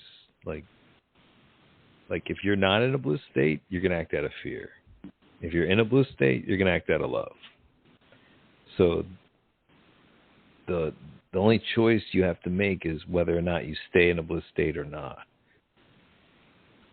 And you cannot accept yourself as somebody who's not happy. Like you can't say, "Oh, well, I'm just not I have depression." It's like, no, you're not allowed to have depression. It's illegal. Pick something else, huh? Like, I mean, get fucking drunk, motherfucker. Get high. I don't care. Don't be depressed. I mean, I'm almost saying that. It's like it's healthier to like get drunk than it is to remain depressed. Like it is. I mean, I think that doesn't work out like over and over, right? I mean, it's like we're not trying to get people to become alcoholics, but I'm just saying, like anything you can do to snap yourself out of it. Try not to use the same thing over and over. Use different things like exercise, cold shower, hot shower, sauna, you know. There's all these different ways. Those are your different instruments. Those are your different instruments. Yeah, like snap yourself. If you're in a funk, like clean up your whole fucking house. And then that can help, right? But whatever it is, like you have to do something. Or if you don't do something positive to snap yourself out of it, you're going to do something negative, very negative. So I think that's a solution too. It's just like take a deep set of breaths. I believe that you won't really feel yourself like once you're in that funk, you don't really get out of it until you breathe at least like 25 like really full breaths. And through your nose and just like you filling up your diaphragm until you get to the end of that 25, like you're still pretty much like a depressed person. Like you've let yourself get to that. So we were talking about breathing earlier, and it's just like that's the way to stop the thinking, you know, the chattering mind, the film that sets over bliss. It's just like a nice deep breath and followed by several others and try to continue that perpetually. That's one of the greatest ways to stay on top of your emotions, on top of everything. Like, and we were talking about diet too, in that you got to make sure you're eating food that doesn't like dramatically swing your blood sugar, because that keeps you even on another level. Mike, would you say that's a good start right there, is to start with the blood sugar thing? I think it's the only start.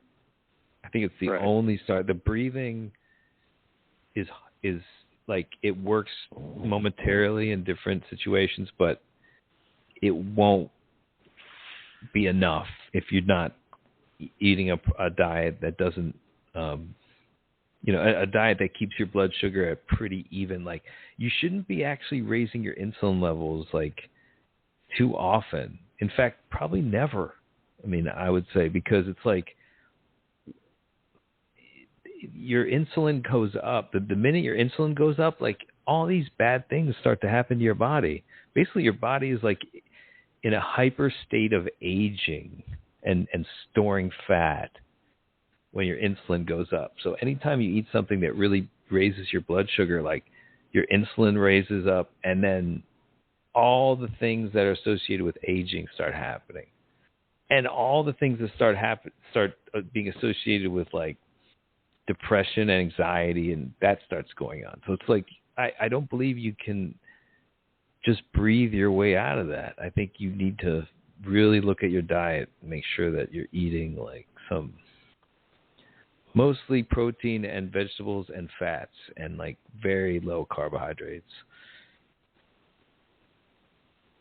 So I heard you say things about, vegan and vegetarian. So your protein would have to be like peas, like the guy said earlier, and things of that nature. Meaning if you really don't want to eat meat, because just like what you're saying, on a certain level, if you're not raising and so-called slaughtering your own animals, a friend of mine drives truck, and he told me he went to that meat processing plant, whatever the hell it is, and he said he drove for miles before he got to the plant.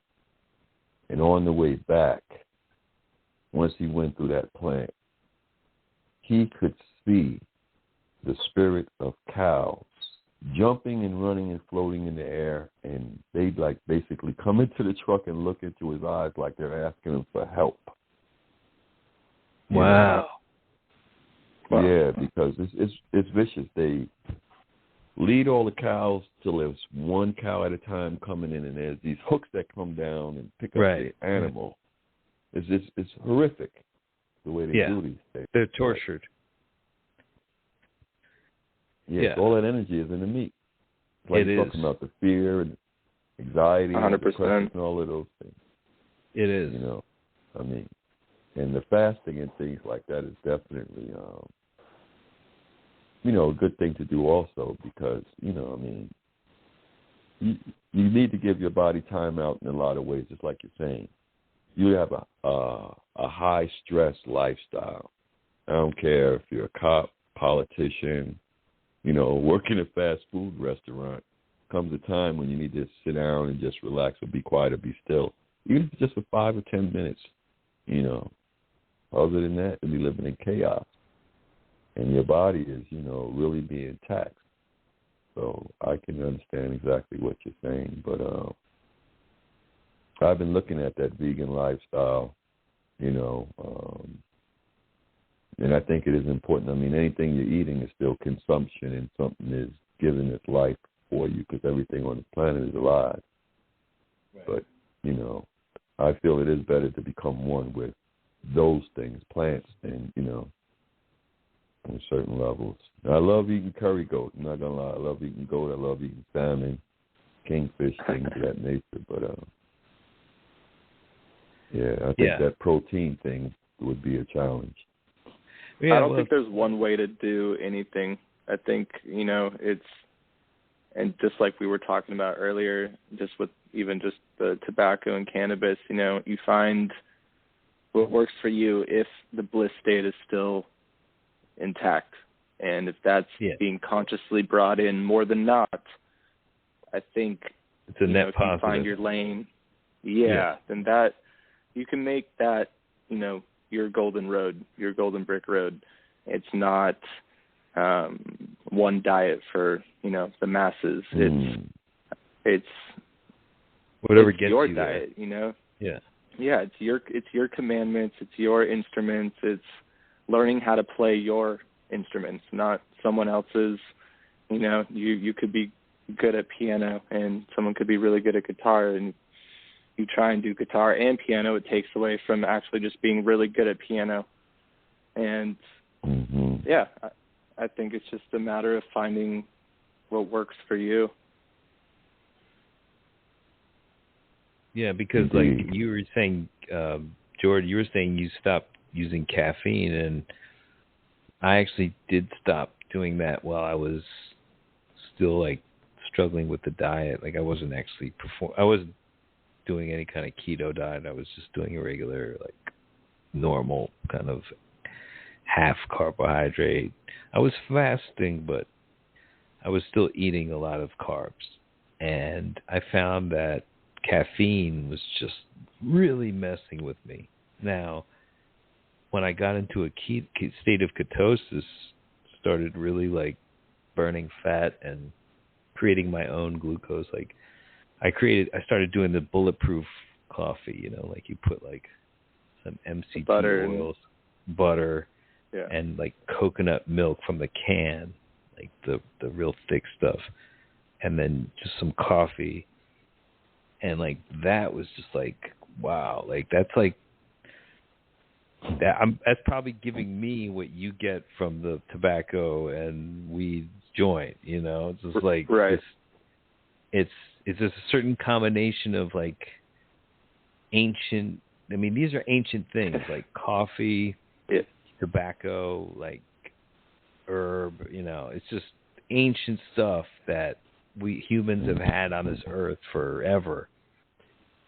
And if you find the right combination and you put them together and it helps you, enhances you instead of brings you down, then it's good.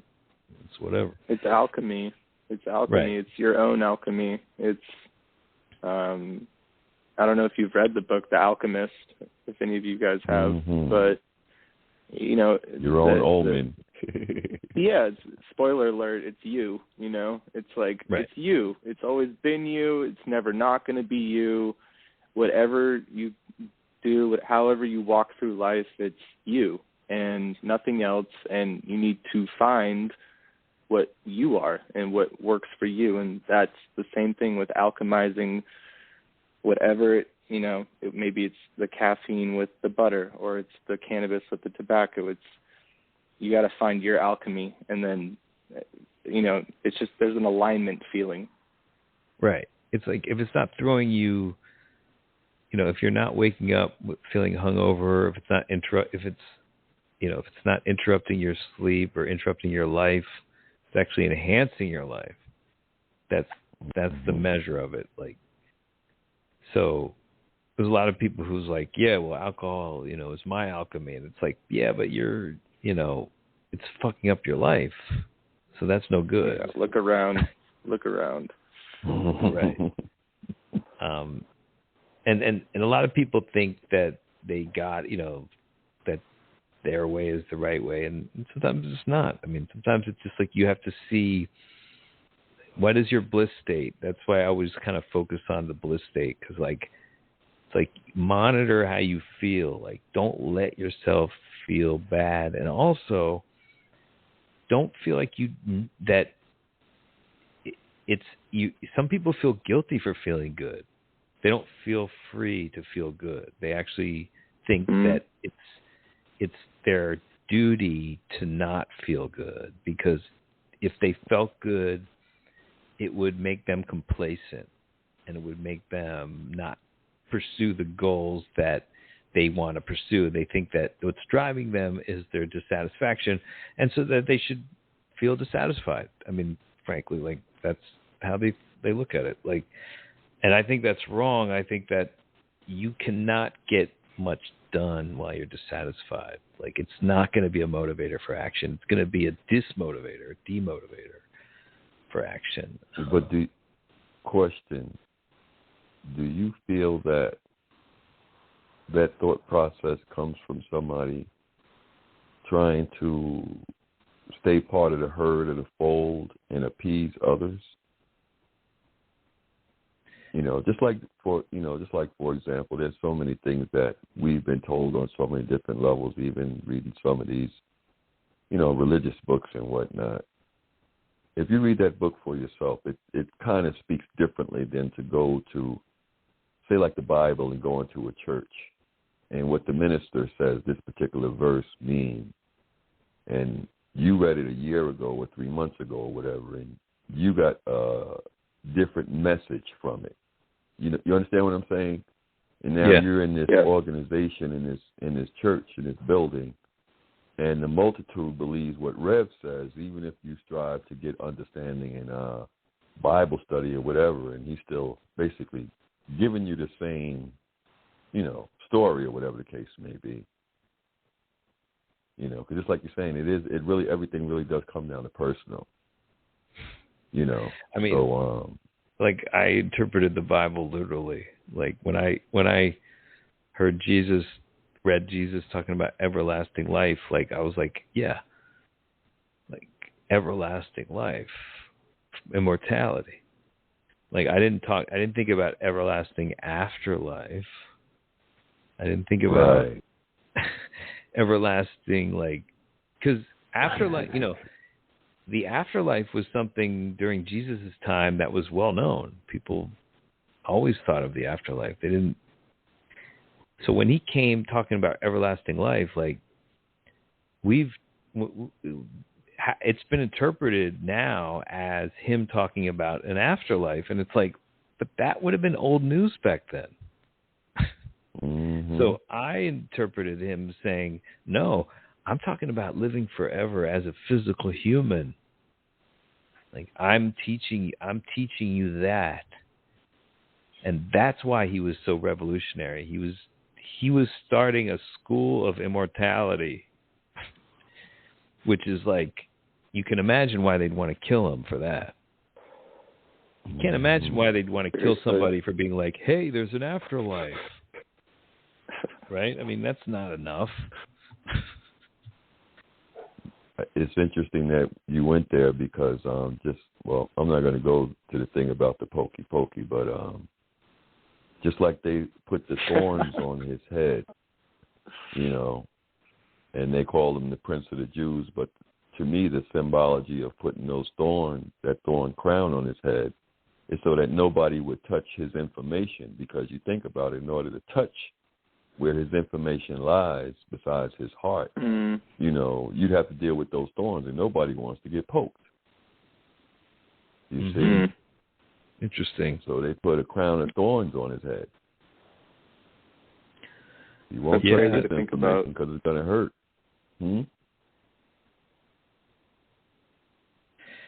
Even Jesus was like, given all his wisdom, like he had that moment where he was like freaking out. They had put him up on the cross, and he yells out to God. He's like, why have you forsaken me? And that was like, I think, the moment where it happens to all of us. Like, as enlightened as we can be, somebody's going to hang us up on a cross someday, and we're going to feel like so upset by it. So our enlightenment will leave us for that moment, just as we scream out to God, why are you doing this? And then, it's a metaphor for all our tribulations. I mean, that moment. But what happened with Jesus, right? My theory is that he's still alive. Like, he went into hiding. His body, in one of the Gospels, his body is gone from the tomb. So is he walking the earth now? I think he might be. Hanging out with Tupac. Machiavelli, huh? Tupac and Big. I've heard people say they've seen Tupac and Biggie in Cuba with dreads. I believe it. So, that the whole thing. They said like that Michael elaborate... Jackson walked. That somebody's seen Michael Jackson get out the back of the ambulance too. Is that right? Yeah, man. I can imagine Jackson just faking his death because it was just getting too much for him with all the accusations. But that's a whole other show. But the beauty of it is just like what you're speaking to. It's whatever you choose to do, and do harm to no one, but to find your point of bliss and staying there. That's your end of the bargain. I mean, you don't have to do anything else. Like, it's not your job to bring anyone else into bliss. It's not. It's like, you can't, actually. Although I would say, Jordan, you're saying I helped you, so maybe I did help you. Well, what I'm saying, it's just, I think that you can, you can show others bliss by being in bliss. When you're in bliss, people are aware of it, even if they don't know how to define it with their vocabulary. They can feel it. It's a state of being. It's an essence. It's like a smell, like we were talking about before. It's pungent.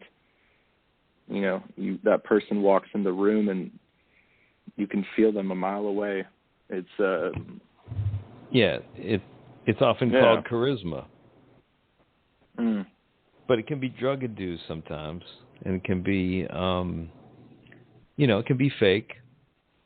There's also false versions of it that come from ego. But or so love. exactly. And just sometimes a good buzz, a good alcohol buzz can create a little bit of charisma and bliss for you. But the idea is that if you're making yourself appreciative of the world you're in, like in awe of it, like so often, like we fail to see how amazing this reality is, that we're like living in this virtual world that is, it just like there's a sun, it's alive. There's a moon. Yeah, there's like living creatures all around, like, and we're just taking it all for granted. We're like, oh, I wish I had more money, like that's like everything. My backyard isn't big enough. I know you're not going to tell me that a 57-inch color TV is not a good thing. I know you're not going to tell me. LOL. I think it's another thing to be moment. in awe of, right? I mean, it's just another thing to be like, wow, look at my life. It's great. I have this huge TV. I mean, instead, people are like, yeah, this is good, but I wish I had that. Mm-hmm. It's like, this is pretty good, but I could do better. You could always do better, right? And that's like got to be social media, But it was before social media. It definitely was before social media, yeah. It's from our parents. Our parents never believed that we lived up to our potential, so they basically inculcated that into ourselves. So now we never believe that we're arrived. We never believe we're complete. We always believe that we are on our way to something instead of there. And that feeling is anxiety. There's an anxiety associated with that. And that's the anxiety that runs the society. That's why the society is running the way it is. It's like it requires a certain amount of anxiety on the part of everybody to contribute to the general anxiety. Feed the machine. Yes, indeed. I got to step away. I thank you, and I'm going to definitely lock into your platform. But I knew this girl from Kenya, and I don't know what it's called, but when somebody sends you an email, they always have a saying or something on the bottom of the email, and what it would say is, the joy of the morning is not the sunrise. It's being here another day to see the world through God's eyes. Excellent. Mm-hmm. That's what you are. I mean, but your eyes are your eyes are effectively the eyes of the devil if you're like if you're out of the bliss state. And it's just so it's one or the other. But that's great, man. Great way to leave the chat, man. I thank you for calling in, man. Hey, I thank you for what you do. So bliss up. Stay in that flow of bliss. Definitely. Hell yeah, man. Stay in it. Cut down on the thought chatter. Increase the breathing. Like your breathing to thought ratio, the breathing should always be the higher number, the higher value. Your thought so just compare your thought ratio to the amount of thoughts in your head to the amount of your breathing. It's most people, it's out of whack. Too much thought, not enough breathing. So that's the way to stay in the bliss. But thanks, man. We'll talk soon. Come back next time. Definitely. All you right. Gonna be on next Sunday? Oh, we'll see. Probably. All right. Cool. Check us out. You, man. Thanks, have a good night. Yeah. Thanks, man. Appreciate you both. All right. Good night. Peace. Have a good All night. right. That was nice to have this guy who just randomly stumbled onto our conversation. Yeah, cool guy. Absolutely. But anyway, so finally, let's get into the Logan thing here. All right. Now, naturally, like, given that you're immortal, right? Like, you got to project yourself like into the far, far, far, far future. And I always did that. I always had like, wow, like what's gonna be in the future? Now, will time travel exist in the future? And if it does, then the way I looked at it is like, if time travel will exist in the future, then it exists now because it's time travel. So there should already be tourists. There would already be versions of me because I'm immortal. So you combine immortality with time travel, and then you realize that, like, oh shit, like, I'm coming back here. The me 2,000 years from now, once time travel gets invented, is going to want to come back here and, do things right. Or maybe do things, like, nefariously. I mean, I was forming a whole kind of novel around this idea. Like, first of all, I'm a rapper, right? I've been rapping for a while. Maybe longer Same, man. Yeah. So I've been doing that. I've been doing these little clubs, mostly in New York. Now I'm doing shit outside. Like, I go to, like, wherever there's, like, a place where people perform in a city, I'm setting up with a mic and a fucking battery-powered amp, and I'm performing and, making money. That's amazing. Yeah. I just came back from Vegas. I did, like, 2 weeks there on the Strip, right on one of the bridges, like, between two of the casinos. You don't need a permit there or nothing, man. You just go out there. That's crazy. That's awesome, man. And you make money. So I did that, and I was just like, wow, man, like, and it's funny because, like, I wasn't gonna do it. I was just like, this relates to the Logan thing because I wasn't gonna do it, but I understood that my future self, like, I went to Vegas. I was like, I'm going to Vegas for 2 weeks. Like, am I really gonna perform, like, out in the Strip? Like, am I really gonna do that? I bought the amp. I bought the battery-powered amp. I bought the mic. I bought everything I needed. Then come time to get on the plane, fucking, I forgot I left the amp in my car, rushing to the fucking airplane. And I was like, fuck, man. I was like, oh, well. And, like, 2 days before, I was like, you know what? I'm not doing that shit. I'm not going to perform outside in front of people, man. Like, I'm going to get fucked with. It's, like, not going to be cool. I'm not going to do it. Right. And I was like, I felt good. I was like, yeah, man, who gives a shit? Fuck it. And then I just thought about my future self, like, looking back and being like, is that really what he would wanted?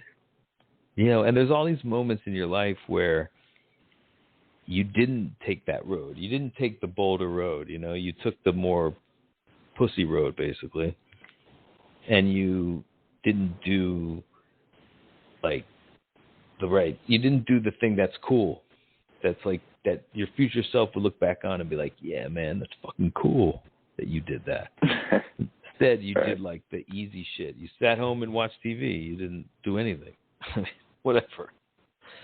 But the point is like that person, you know, like I made a character out of that person. Like that was the person that got me into the rapping, because it's like basically like a time traveler from the future came back here, murdered me, a version of me, came back here, took me out.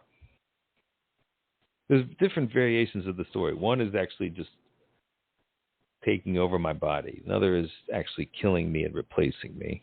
But whatever it is, replacing a version of me, however he did it, that was like, no, motherfucker, you are doing these things. All these things that you were too wimpy to do, you're going to do them now. And here he is. It's like, you can call him into your life. Like, you can create your own version of Logan from the future. Just call it Jordan from the future. And you basically, like, think about what he wants you to do now. And he wants it to be cool. You know? Is this the same? Is this the? Yeah, no. He wants to be the coolest. He wants to be the movie star. He wants. No, I get that. And is this the similar? Is this the same idea of, you know, being the best? Yeah, exactly. Yeah, it's another version of it in some level, but it's also what the goddess like would be turned on by.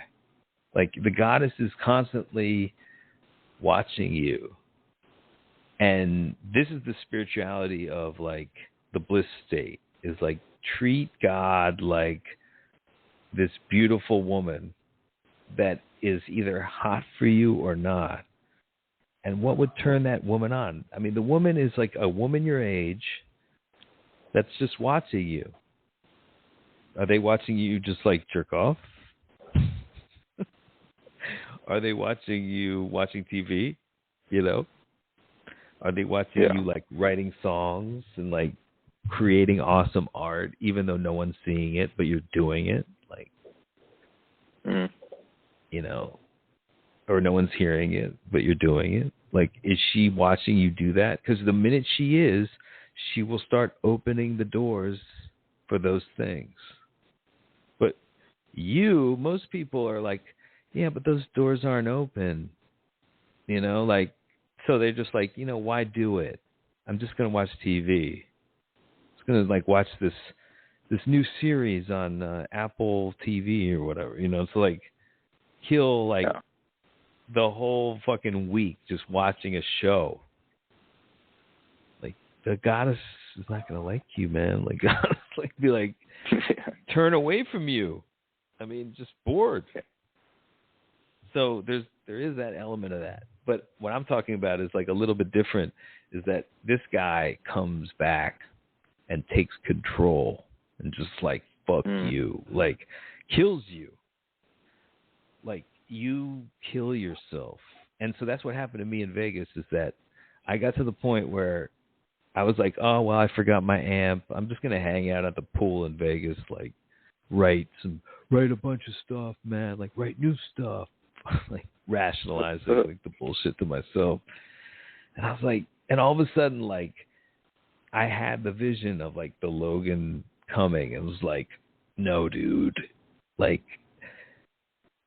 I was like, if I don't do this, like, I will be killed by that Logan. Like, that Logan will come back here, murder me, and maybe he already did. Maybe that's really what happened. I mean, it's iffy. We don't know what happened. But the point is like, I found the same amp. It's a battery-powered amp, you know, like, it was at some guitar studio. It was, like, on sale. It was, like, a floor model. Like, they were, like, I knew I could just buy it and return it, which I did. And so I performed every day on the street, like a couple hours a day, 3 hours a day, made like lots of money, man, like couple $100 every day. Nice. So, and I was just like, and it was like the doors opened up. I mean, it was just like, wow, man, I felt so good. Like the bliss state level where you can just perform as long as you want, and no one gives a shit about the sound, like, because it's Vegas, like, they want you there. And all the people that are playing around there are like fucking bums, dude. Like, they're not, I'm just saying, like, they're literal bums. Like, they're hitting on pots and pans, and one's got a speaker, he doesn't know how to sing. It's like, there's nobody that's doing, like, good shit there. So I saw that, and I was like, fuck, man, I'm just going out there. I'm doing it. Like, and so I'm going back in January. I'm going to do it again there. But I'm also going to go to, like, Nashville. I'm going to, like, D.C. I'm going to New York on Times Square. Like, fuck it, man. Nice. So, but I'm just saying, like, that's Logan from the future. Like, that's why I named myself that as a rapper, because I was like, that person that's so, like, you're going to go do this rapping. Like it takes balls. It takes a kind of future perspective to just do anything like that. You can't just, like eat on a certain level, like, because I had abandoned all the satisfaction motivation, which isn't motivation at all, but on some level it keeps people moving, but I think it's very counterproductive. But I'm just saying, because I had abandoned that, I had to come up with a new motivator, like a productive motivator. And so I came up with the Logan story. Now, the funny thing is about the real, like, Logan thing is that it started out from me just making a joke about, like, fucking a girl so hard that so fast, like, from behind, that, like, you create a ripple in time.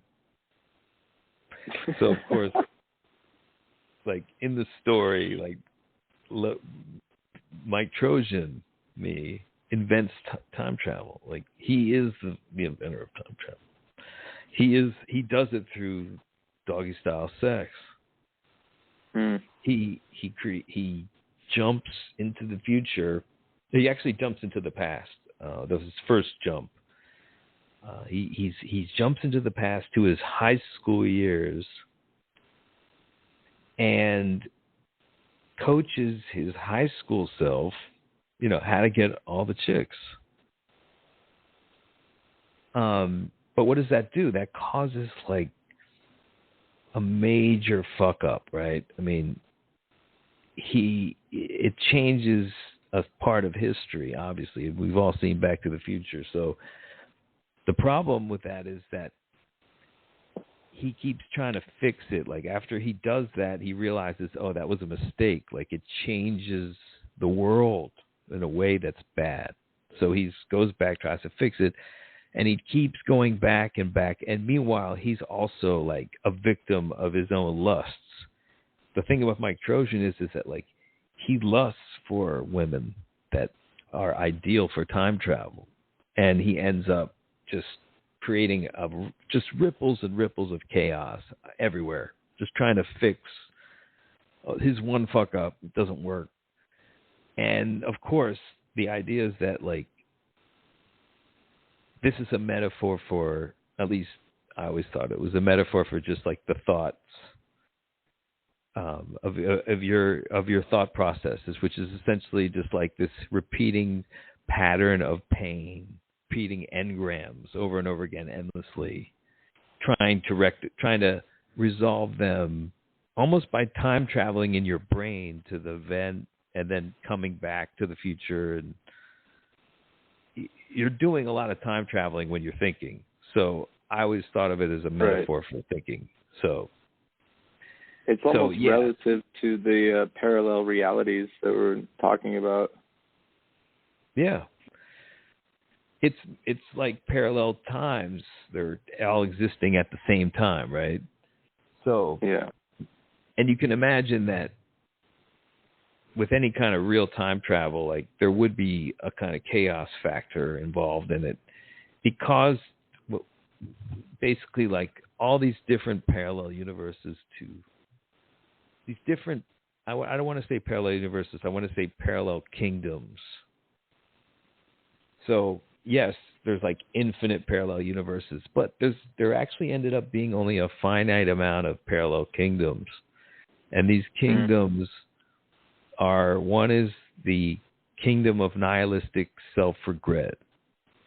Okay? Now that kingdom is where we are kind of generally right now. It's like nihilism, no spirituality, right? Like regret, but regret that's essentially tied to the self. Nihilistic, that's kind of like what most people are feeling right now. That's the general ethos. Right. And the ruler of that parallel universe continues. I mean, this goes on for a long period, but there are other realms competing with it. But this one is ruled by what I call the bit-off king. Now, the bit-off king is a guy who is like an expert masturbator. He can make his dick feel better than any woman. Right? And his whole thing is like, it's me making fun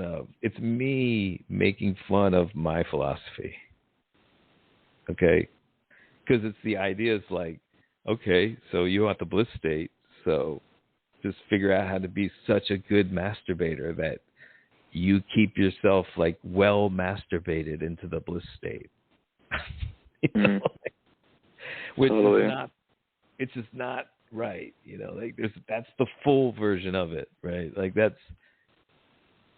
not the way to go, and that's not the way the goddess wants to see it going, right?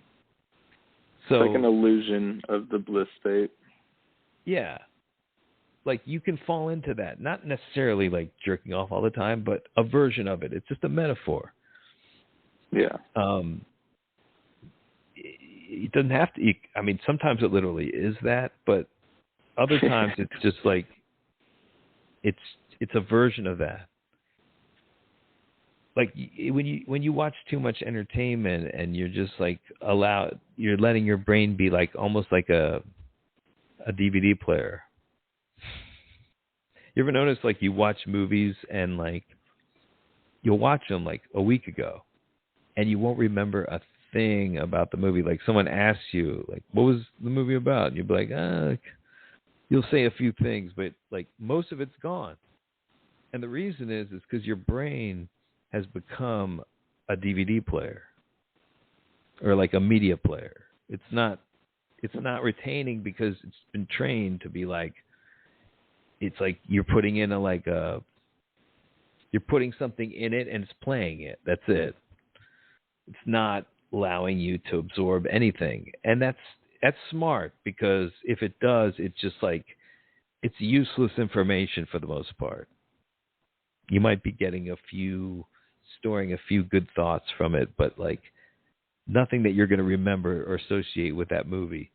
So the idea is that like your brain needs to be engaged in creation for it to develop. And if it's a passive kind of machine that's just something's being played on, it's not going to go anywhere. And obviously the goddess knows that. You know that. Your future self knows that. But so the bliss state is not enough. Like, that's what I'm saying. And it won't last if you're not creating, right? I mean, you know this. You're an artist. Yeah. In fact, no, I get it. The longer you go without actually doing any kind of creation, I think we're going to get cut off here. But let's go quickly. The more you go without any creation, the more anger is going to be, you're going to have to deal with, the more sadness, the more depression. So creation is you're doing less of you. You're becoming less of you instead of becoming more of you. Exactly. So what's interesting now is that I just got a message that's saying that the show has ended. But we're still online. that's a good spot to end. We can continue on the next round. Yes. Thanks for coming on, man. I really appreciate it. It helps me to have somebody to bounce the ideas off of. So if you're willing to come on again, let's do it. I would love that, man. Yeah, thank you so much for having me on, and I just appreciate all the knowledge that you've given me and that I've been able to, give out to others, and it's just a ripple effect at this point. So, I would love to come back on and continue this. All right, so maybe we'll shoot for next Sunday. Sounds good, man. I will see you then. All right, dude. Good talking to you, man, and have a good night. You as well, man. Have a good one. Peace. Peace.